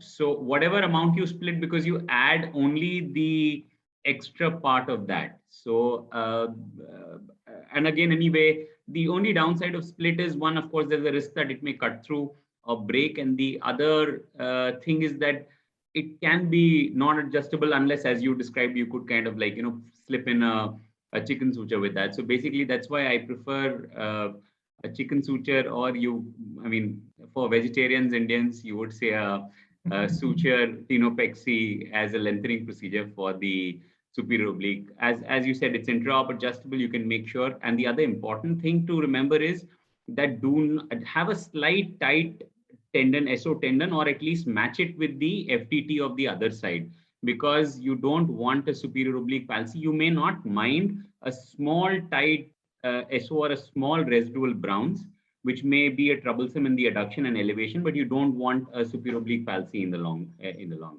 So that, but excellent surgeries, beautifully demonstrated, all wonderful surgeries. So thank you, Dr. Rohit, for participating in COSCON, and you are leaving for your other commitments. Any comments, Dr. Rajesh? No, sir, no. So Pradeep Sharma, sir, your tips on managing Brown syndrome? Yeah, in Brown's, my take is that usually I would like to avoid any procedure on the nasal side. So earlier we have done like silicone expanders and the chicken neck sutures and lengthening. All these have a little problem of having a fibrosis in the nasal side, which is a little more delicate area. So my preferred technique for Browns nowadays is to do a hang back loop tenotomy. So I disinsert the superior oblique and pass a non-absorbable suture, and then do an adjustable, intraoperative adjustable weakening of the superior oblique. It is with the 5-0 Ethi bond. So it is not going to be lost. And that way you can have a controlled weakening of the superior oblique, and since we are operating on the temporal side, there is no risk of having a fibrosis on the nasal side, which sometimes can be a problem. Any other questions for Dr. Jyoti? If there are no other questions, we go on to the next talk. Dr. Muralidhar has joined us. So he'll be talking about managing nystagmus, which is one of the most difficult things as postgraduates we feel. Nystagmus is a very difficult topic. Dr. Muralidhar is a consultant pediatric ophthalmologist at the Eye Foundation, Coimbatore. So he will tell us more about his approach to nystagmus. Over to you, Dr. Muralidhar. Thank you very much, Dr. Arun, and thanks COSCON team and particularly Dr. Arun for having invited me. Can you see my slides, sir? And am I audible? Yes, Dr. Muralidhar, it's visible and audible. Okay, thank you. And first, I would like to acknowledge my mentor, Sharma sir and Rohit sir, for having taught me what I know about nystagmus. So I would like to talk about nystagmus made simple and making a very modest attempt. So often I have been asked as to how do you identify the serious causes of nystagmus? So I'll start with those that would require a serious workup or a neuroimaging or something like that. And so most of the patients all the patients in this presentation have given the video consent. I have made an attempt to hide their identity when possible. So we'll start with this patient first. This was referred by a neurologist. Could you go to the slideshow, please? Sorry. I mean, it is in slideshow only. No, I mean, it's not the yes, full. 1 second. Sir, has gone into slideshow, sir? I mean, what we are seeing is all your slides and along with that. Okay, sir. Sir, has it gone into slideshow now? No, not yet. Just check if it is moving, because sometimes in this format, it's moving. Okay, you can present it this way. You can minimize the slides on the side. Yeah. So we'll start with this first patient, and was referred to me by a neurologist. We had already made the diagnosis, so my acknowledgements to the neurologist also. And so if you notice the head nodding, when you arrest the head nodding, in congenital nystagmus, head nodding is not compensatory, but in this condition, the head nodding is compensatory. When you arrest this is the patient seen at around 5 years of age. And Dr. Murali, sorry to interrupt. Is it a video? It's not playing. It's not playing. Okay, sir. 1 second, sir. I'll stop share and share again, sir. Because I am able to see. Yeah, now it is visible. Yes. Yeah. It's playing, sir, in the video? Yes, now it's playing. Okay, sorry, sir, for the delay. So this patient was referred by the neurologist. If you notice, when I arrest the head nodding, the nystagmus manifests itself. Generally, this nystagmus is very fine, called an ocular shimmer. It can be asymmetric. This is the patient seen at around 5 years of age. We have not done anything. It was spontaneously resolved. So this is a patient with spasmus mutans. But for all these spasmus mutans patients, we need to do an MRI of the brain to rule out lesions of the optic nerve and chiasm, which was already done because it was the neurologist who had referred the patient to me. Now, this was another interesting patient who came with history of oscillopsia. So these are eyes that dance at will. Okay, the key point here is they will not be able to sustain it for more than a minute. So you ask them to start again, and then there she goes. So this is called voluntary nystagmus. No further workup is needed. The key point here is that they will not be able to sustain for more than a minute. So now this is another very classic patient with a seesaw nystagmus. So this patient had a huge pituitary adenoma which was extending suprasellar. It was suprasellar space. So any acquired seesaw nystagmus, you have to image and to look for sellar and parasellar lesions. So this is a convergence retraction nystagmus. So convergence nystagmus, it's not typically a nystagmus. A nystagmus typically is a to and fro rhythmic oscillatory movements of the eyeball. This is not typically to and fro rhythmic. Nevertheless, it's very serious and it's associated with Parinod's dorsal midbrain syndrome. And this was what we got. We got a high-grade glioma of the dorsal midbrain.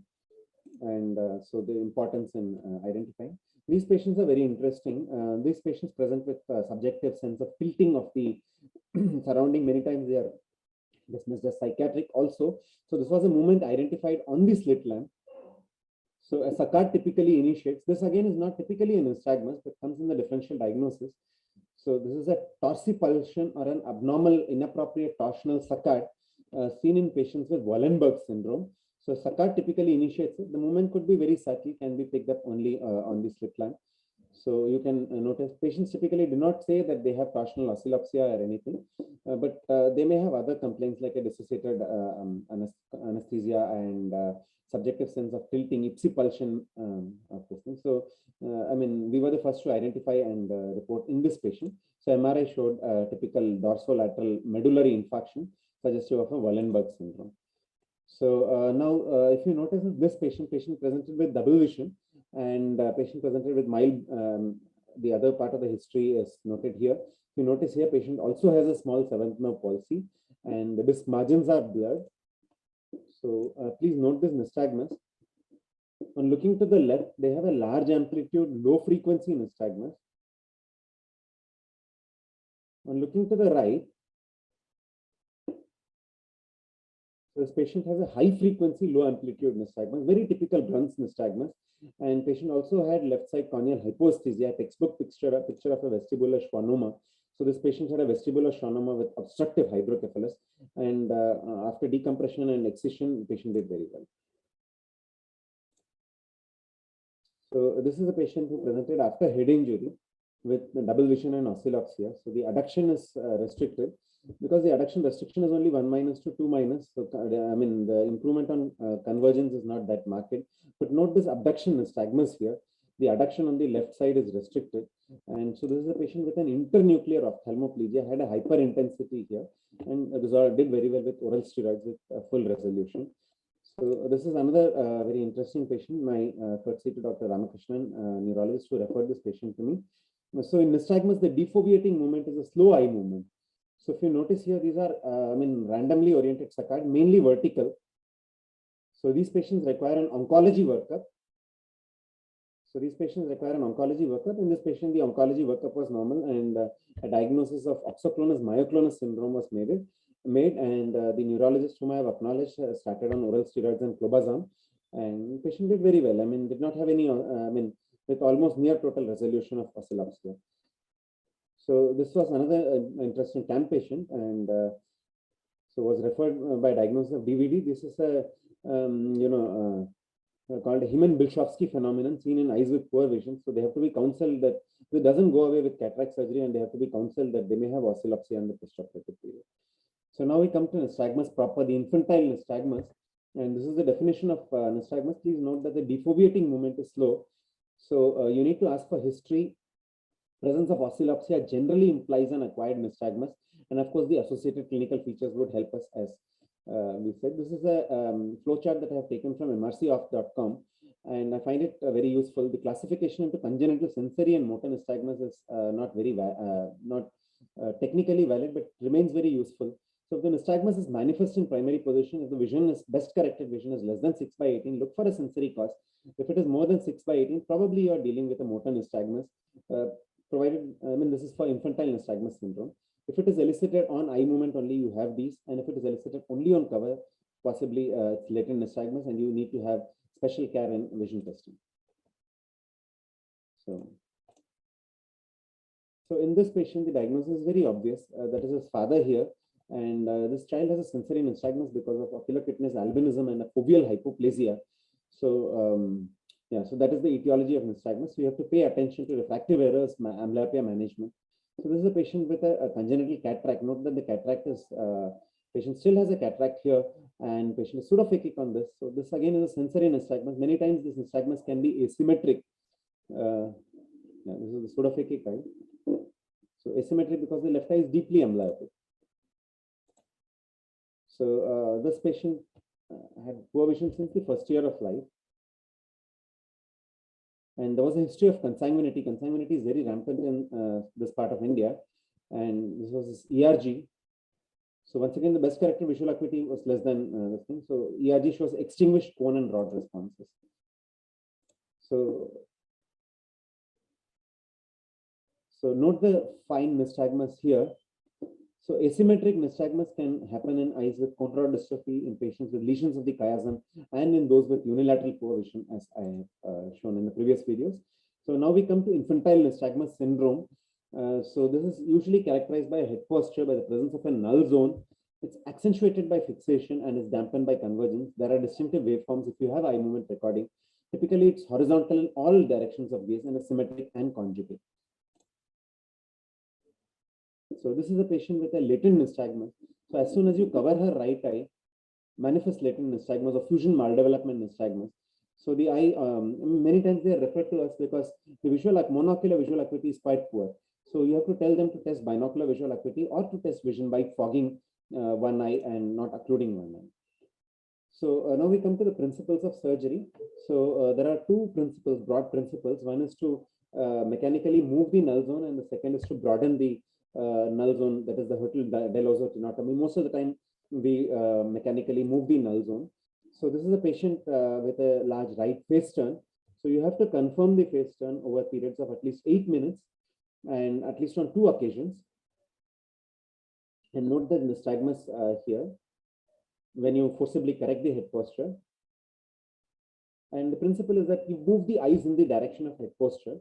So typically I do the augmented Anderson, and for large face turns, you can even resect the other 2 muscles. Augmented Anderson is recess the lateral rectus on one eye by 12 millimeter and recess the lateral rectus on one eye by 12 and on the other eye medial rectus by 9 millimeter. So for large face turns, you can do a, you can resect the other 2 yoke muscles. So always try to achieve a little bit of overcorrection. So this patient has a large left face turn. And when you correct the face turn, the nystagmus increases.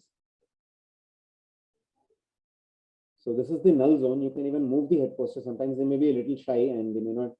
This is after application augmentation of the augmented Anderson procedure, and the patient has done very well. So this is yet another patient. This is the pre-op photograph and this is the post-op photograph. And vertical Kastenbaum also follows the same principles. So you move the eyes in the direction of head posture. When you correct the head posture, you see that the nystagmus manifests itself. So you have to move both the eyes up. So you would do an inferior rectus recession. This is another way of measuring. You would direct the prisms with apex in the direction of the gaze, base towards the face turn or apex in the direction. This could give you an approximate idea as to how much to do. And so this was what we did. So because the patient had a chin up, we try to move the eyes up. This is the preoperative head posture, and this is the postoperative head posture. So now these are some principles to bring out the maximum head posture in patients. And when you have a combo face turn, like you have a chin elevation, you have a face turn, and you have a head tilt, then correcting the major part, that is in this case, we just corrected the face turn. That was the most prominent part of this thing. Could correct all 3. Do not try to address all 3 in one shot, because nystagmus surgeries are very unforgiving surgeries, and induced strabismus and head posture could be a real problem. So this was another interesting patient with exotropia and null for each eye in adduction. This is very difficult this thing to manage. So what we did was we did a large lateral rectus recession with Farden on the medial rectus.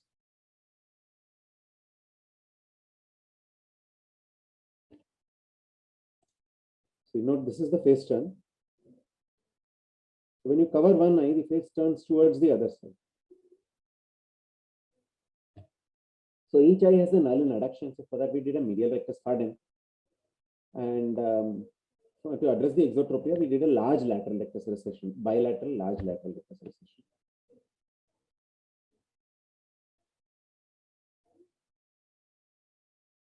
And this is the postoperative picture of the patient.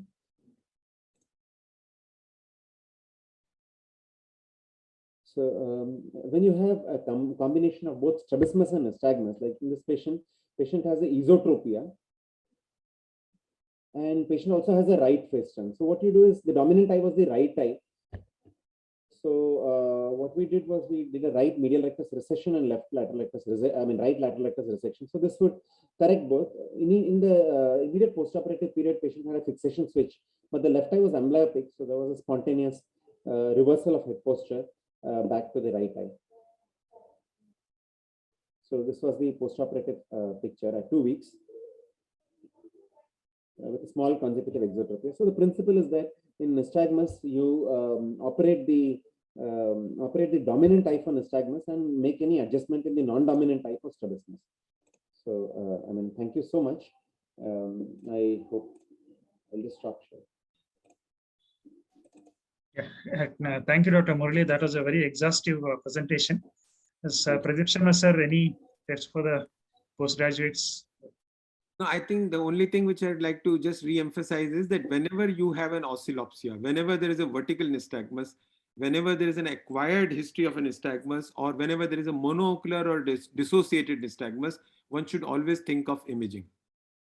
Rest of the situations in children, which are congenital or not, may not really require imaging. So whenever you have these 4 points, you should think of imaging. And whenever there is a sinusoidal sort of pendular nystagmus, look for the fundus. There may be something in the retina, and an ERG may be required. So these, I think, points should be taken care of. Any other questions to Dr. Murali? Okay. Sir, can I ask one question, sir? Yeah, please, Dr. Deepti. In case of nystagmus with no gross abnormal head posture, what is the protocol which is followed by majority of the seniors here? Most of the patients end up asking us, we want to get rid of this. So has anybody tried the disinsertion of all of them and attachment or any such or medical line of management? What is the actual experience with respect to them? Yes, I think Sharma sir would answer that. I mean, sir has advocated that retroequatorial recession 9-12 on all 4 recti for patients who don't have any head posture. That can be tried. It could produce a dampening of the nystagmus. But I mean, Hertel-Deloso tenotomy, we don't really believe that much. We've tried and don't believe that much. And neither has brinzolamide produced much of an effect. So I think retroequatorial recession of all 4 horizontal recti can be tried. Sharma sir, I mean. No, but unfortunately, we had compared the Hertel-Deloso procedure versus the 4 horizontal recti recessions, supramaximal recessions. So even the dampening effect is only lasting for 3 months.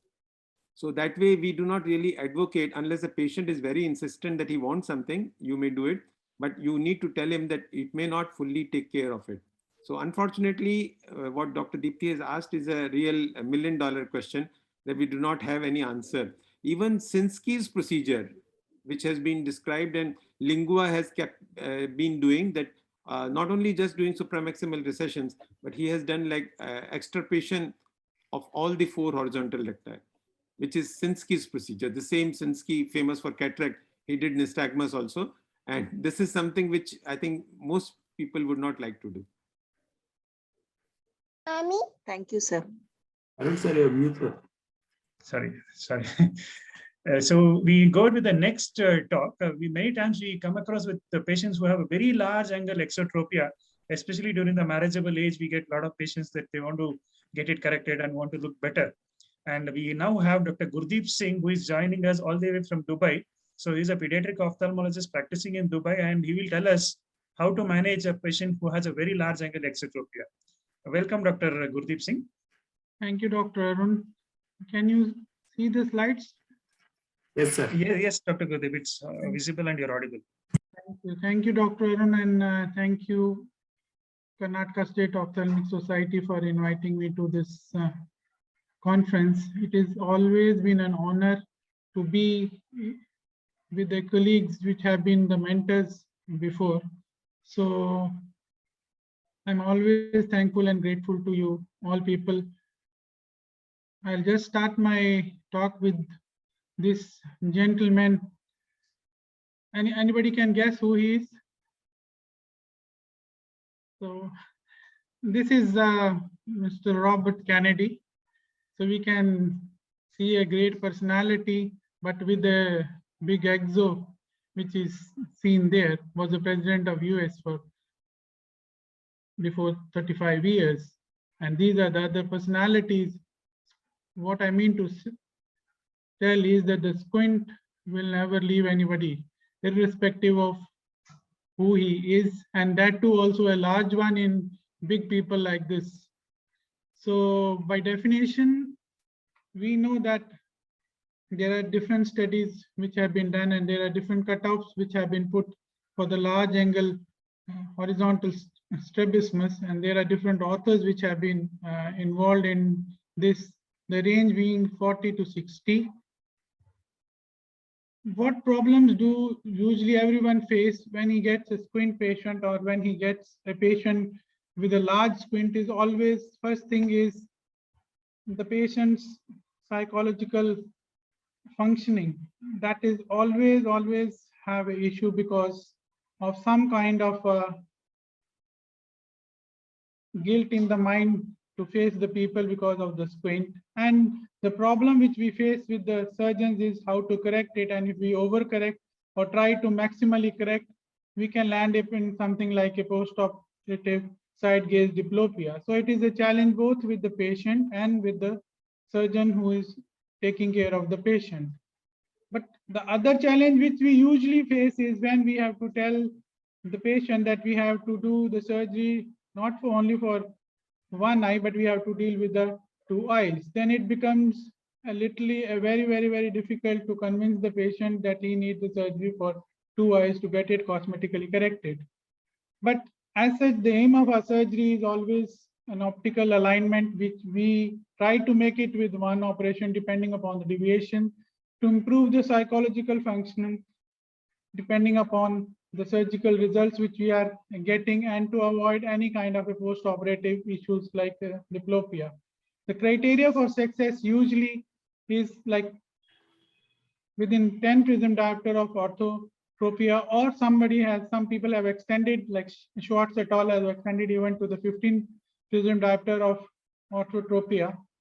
That is what has been the surgical success criteria for the motor, and the sensory success of stereopsis improvement of more than 2 octaves. So the ultimate success is what patient feels and thinks after the surgery, means more a psychological victory than a sensory or motor outcome. The surgical options, we do know that the management of surgical exotropia, large angle, is always a challenge. So the challenge involves either a 2 muscle, 3 muscle, or a 4 muscle surgery. Surgery on horizontal rectus muscles, there are different studies which have been done to help us out in dealing with these kind of patients. What is the advantage of 2 muscle surgery, which we usually do for people in between 40 to 50, which we think is, it has less post-operative time, it has reduced patient discomfort, it leaves 2 rectus muscle for future surgery when needed, and the other problems like palpebral facial abnormalities, lateral incompetence, supramax, which is because of the supramaximum horizontal muscle issues, and the logical choice, it is for the patients who have a sensory XT, because we can avoid the good eye doing the supramax horizontal muscle surgery. But the disadvantage as such, patient needs an additional procedure to correct the residual deviation, and it is a logical choice with sensory active surgery, but it is not going to correct even sometimes the deviation the patient has. The success rate of two muscle surgery varies from 18 to 77%. 18% usually in surgeries with more than 50% diopter of exotropia, and 77% in cases more than less than 50% exotropia. The different studies by different authors. This is the table showing the literature search of the different studies which have been done by different authors. Chang and et al., who has done the surgery here, he has shown a wonderful results of more in patients of more than 75% diopters who had a very good cosmetically acceptable squint results. But the issue was this, in this study was there were only very few cases, like 4 cases were there which he has done, but he has shown a very good results with the Supramax recess resect procedure, and it is done in cases of sensory XT. Similarly, there are other such studies done by other authors which have shown the results as discussed. Now, depending upon the residual deviation, like if the deviation is more than 50% diopters, then usually even sometimes 45 and above, 3 to 4 muscle surgery, 4 muscle is not that time, but 3 muscle surgery usually is advisable. The success rate being 50 to 89% has been seen. And if the deviation is still on the higher side, then adding a 4th muscle can be done according to the corrections needed. The success rate in different studies like Cifuentes et al. Has shown a good results of 89% for the near and 85% for the far when he has done a 3 muscle surgery on the large angle horizontal strabismus. And similarly, Law et al. Has shown 75% success rate in which the deviation was from 60 to 85 PD. But as we know, the lesser the angle, the more the better the surgical results. But if the angle is more, the surgical results can vary. And the success rate of adjustable versus the fixed, the more the adjustable has a better success rate than the fixed one. The 3 muscle horizontal surgery for the non-adjustable, as I mentioned, that the non-adjustable had a lower success rate than the fixed muscle surgery done on 3 to 4 muscles. So adjustable, either it is done on one or putting all of them on adjustable, is depending upon what the surgeon prefers and the amount of the deviation present. The Asafali et al., who has just now recently reported a success rate of 71% in his study with the monitored anesthesia technique of the adjustable, showing a better results with the 3 muscle surgery, and surgical results also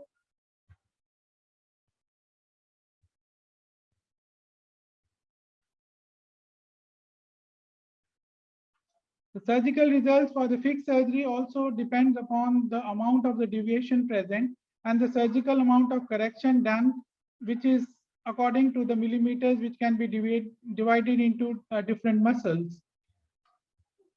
The success rate of large angle surgery, horizontal strabismus surgery, has been, as I had informed, that has been varied from 40 to 89%, and this will be varied according to the adjustable or non-adjustable. Either it is associated with the oblique overaction or not overaction, or is it because of some secondary exodeviations because of sensory XT, or is it because of patterns which has been V pattern or A pattern, or is it because of some other associations like thyroid ophthalmopathies, or is it because of some other causes which are related like internuclear ophthalmoplegia or third nerve.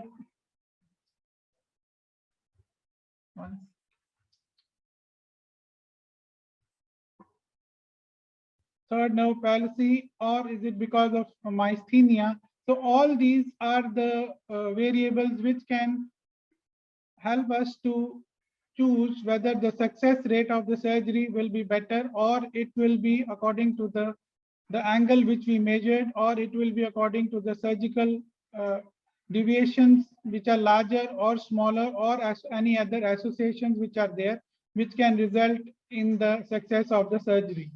So in summary, the surgical choices in large angle exotropia are variable depending upon the amount of preoperative deviation, the sensitivity status, the cause of exotropia, the patient's expectations, and the availability of expertise, both surgical and anesthetical. My preferred surgical practices are first always do muscle surgery, and within next 3 to 4 months to decide about the next surgery. The reasons being more predictable and favorable results and less post-operative motor and sensory issues. Thank you. Once again, thank you, Dr. Arun and Karnataka State Ophthalmic Society for inviting me for this talk. And my special thanks to always to my mentors, Dr. Kalpana, under whom I have got trained in Aravind Eye Hospital, Coimbatore. Thank you very much. Thank you, Dr. Gurdeep, for highlighting that. And I would strongly agree with your comment that most people are more worried about the cosmesis than the motor or the sensory outcomes when they have such large angles. I think due to paucity of time, we'll go to the next talk. It's a very important topic because many times we operate for an infantile esotropia and we end up with a large exotropia. Or sometimes you operate for an intermittent exotropia and end up with an esotropia and patients have intractable double vision. So we have none other than Dr. H.M. Ravindranath, whom we all very well know is an excellent strabismologist. So he'll be telling us how he will tackle such situations. I have sent my talk, Arun. I think Ashwin, can you play that? HMR.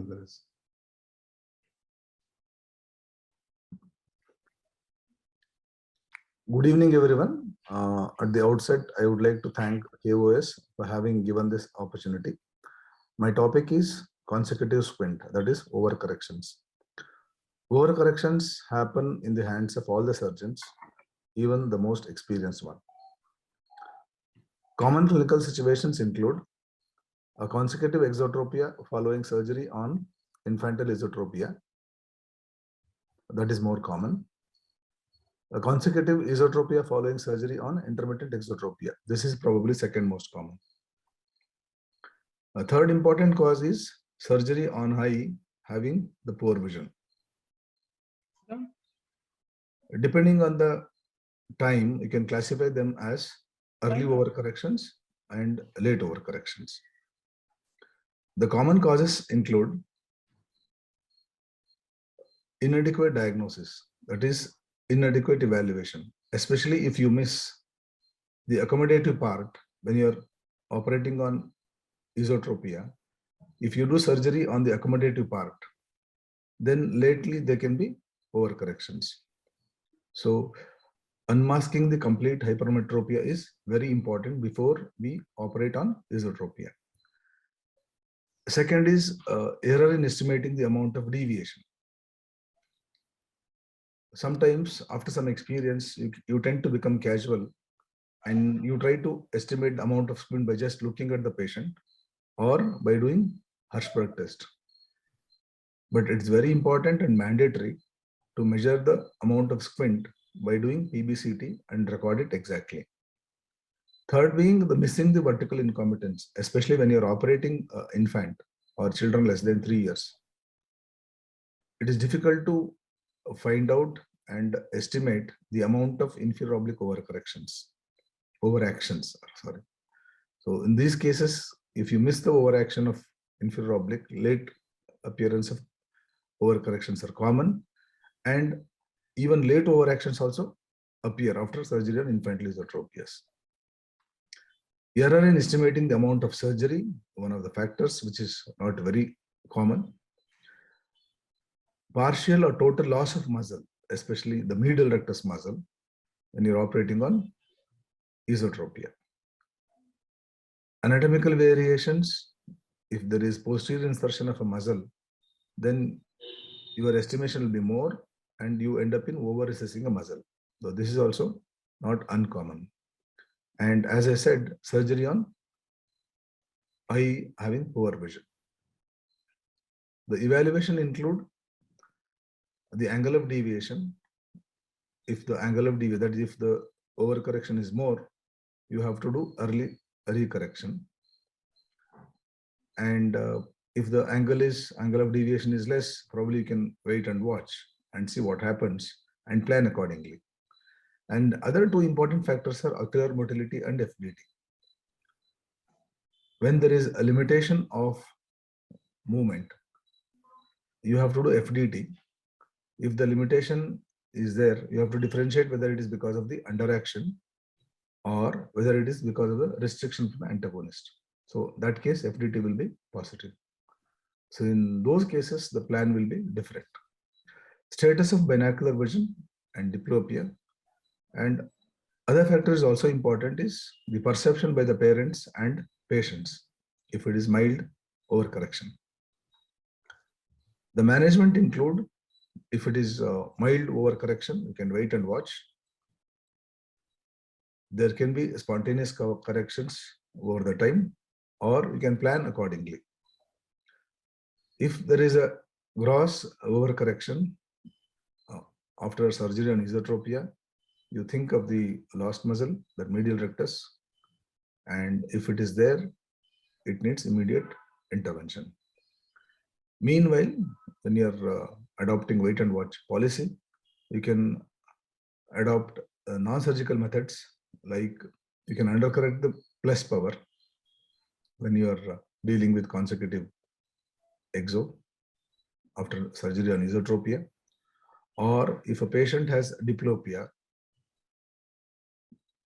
or if it is causing amblyogenic factor, especially if you have operated on a intermittent exotropia less than 3 years of age, patient has developed consecutive esotropia in a less than 3-year age is an amblyogenic factor. In those cases, till you plan and correct, you can use alternative occlusion. And if patient has diplopia, you can use prisms to relieve diplopia time being. The choice of surgery, very important test is FDT in those cases. If FDT is negative, we can tackle the recessed muscle. If FDT is positive, you have to release the fibrosis and adhesions and tackle the resected muscle. That is antagonist muscle. By the end of surgery, the goal is your FDT should be negative. There is another concept, especially if patient comes after years of surgery, or if patient doesn't have any records, you treat it like any other squint. That is, Cooper's law says, undoing what was done is not always the best way to overcome the overcorrections. So you evaluate the squint as a new squint and measure the deviation, see the ocular motility, look for FDT, and plan accordingly as any other case. So this works. One example of such case, this patient underwent surgery for esotropia on the left eye and ended up in consecutive exo. So if you see here, the adduction of left eye, there is a gross limitation of adduction in the left eye and FDT was positive. So this patient underwent left eye medial rectus advancement and resection because it was large exo. Because FDT is positive, we had to tackle the lateral rectus also. So cosmetically acceptable result. So in nutshell, overcorrection is not very uncommon. Only thing is, try to find out the cause and plan accordingly. Thank you. Thank you, Dr. Ravindranath, for the nice talk. I would request Dr. Pradeep Sharma sir to give us a few tips on how to avoid ending up with the consecutive strabismus. As Dr. Ravindranath has said, this is something which is an unavoidable problem. Every surgeon would have over or under corrections in his repertoire. The things which we can take care of in children particularly, one is the proper accommodative element being screened. Many a time we think that we have given the full correction, but the child is not wearing. And if he's not wearing, he may not get the accommodation part relaxed, and we may have operated for that thinking it's a non-accommodative element. The other thing is that some children have the stretched scar. Now, this is something which is unavoidable, and there are people who have been recommending using non-absorbable sutures for the medial rectus instead of the vicryl, because they feel there is more likelihood of stretched scar with the medial rectus. I have never been thinking of that, but I do encounter some cases in which in the medial rectus we have had consecutive exo in spite of taking care of all the things, and we have to do sometimes a correction for that. So this is something which you have to keep in mind, a stretched scar. I think there are some people who have weak healing properties. So it's an individual variation of a child which may have it, and you may have to deal. So if there is a recurrent case of a consecutive exotropia, it should be using non-absorbable sutures, 5-0-ethibond, so that you do not have this recurrence. Thank you, sir. So with that, we'll be moving to the most interesting part of the session, the debates. So the first debate is resection versus plication. And we'll have Dr. Chinmayi to speak for resection, and Dr. Muralidhar Krishna will be speaking for plication. I request Dr. Rajesh Prabhu to be the discussant for this, as Dr. Rohit is not there. Okay, sir. Dr. Chinmayi.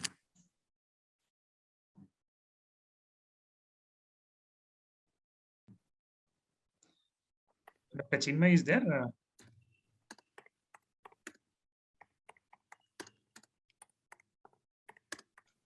Ashwin, has Dr. Chinmayi submitted the video? Yes, sir. Yes, sir. Yeah, can you play the video? Okay, sir.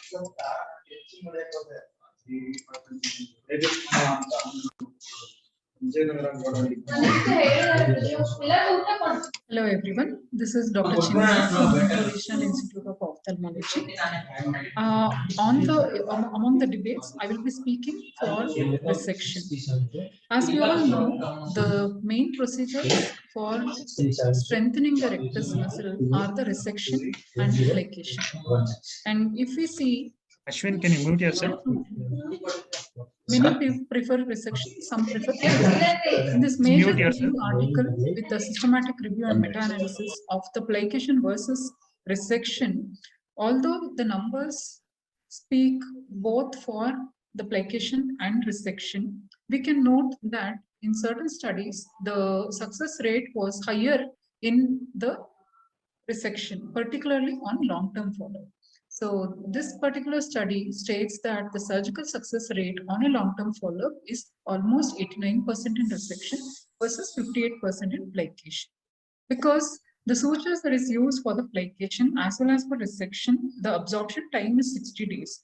So although the initial results are better, the long-term results as the suture disintegrates, the results may vary. You will see that the plication, the resection is a fairly simple procedure, and after the conjunctival opening that is being done, identification of the rectus muscle. So some of the people against resection tell that the bleeding may be an issue which can be effectively cauterized. It won't be too much of a bleeding, and the measurements are also much more accurate in terms of resection. And as we are securing it to the sclera, whatever measurements we take will be the actual measurements that we will have. And the people advocating that there is a higher chance for lost muscle also, it is very less, because we are anyway securing it with the suture. So we will not have any such event of a lost muscle. And as we are removing this excess muscle, there is no lump that is being formed at the resection site. So the per millimeter results are definitely better with the resection. It is a much more predictable surgery. So that is one biggest advantage of resection over plication. What you aim for is the results that you get for. However, the long-term drift over 6 months is the same with both. So we are considering the midterm interim results. And definitely it is much more aesthetic as the excess muscle, the lump is not there. So once the muscle comes closer to the insertion site, the muscle is bulkier. So resection areas are always a little more lumpy than the recession side. So in that, the plication will be much more bulkier than the resection. And the disadvantages which people tell for resection, that is anterior segment ischemia, it's very, very rare because the indication for this plication is mainly the intermittent exotropia or the divergence insufficiency, where the angle of deviation is very, very less. So since we are operating only horizontal muscles, the anterior segment ischemia is extremely rare. And the last muscle and all I already explained, overcorrection sometimes does happen with resection, but generally in intermittent exotropia, we aim for a slight overcorrection for better long-term results. And with the advent of topical strabismus surgery, definitely resection has its own place because we can very well adjust it on table itself. So there is no need for the plication procedure. Thank you very much. Thank you, Dr. Chinmayi. I request now Dr. Muralidhar Krishna to counter Dr. Chinmayi that plication is more superior.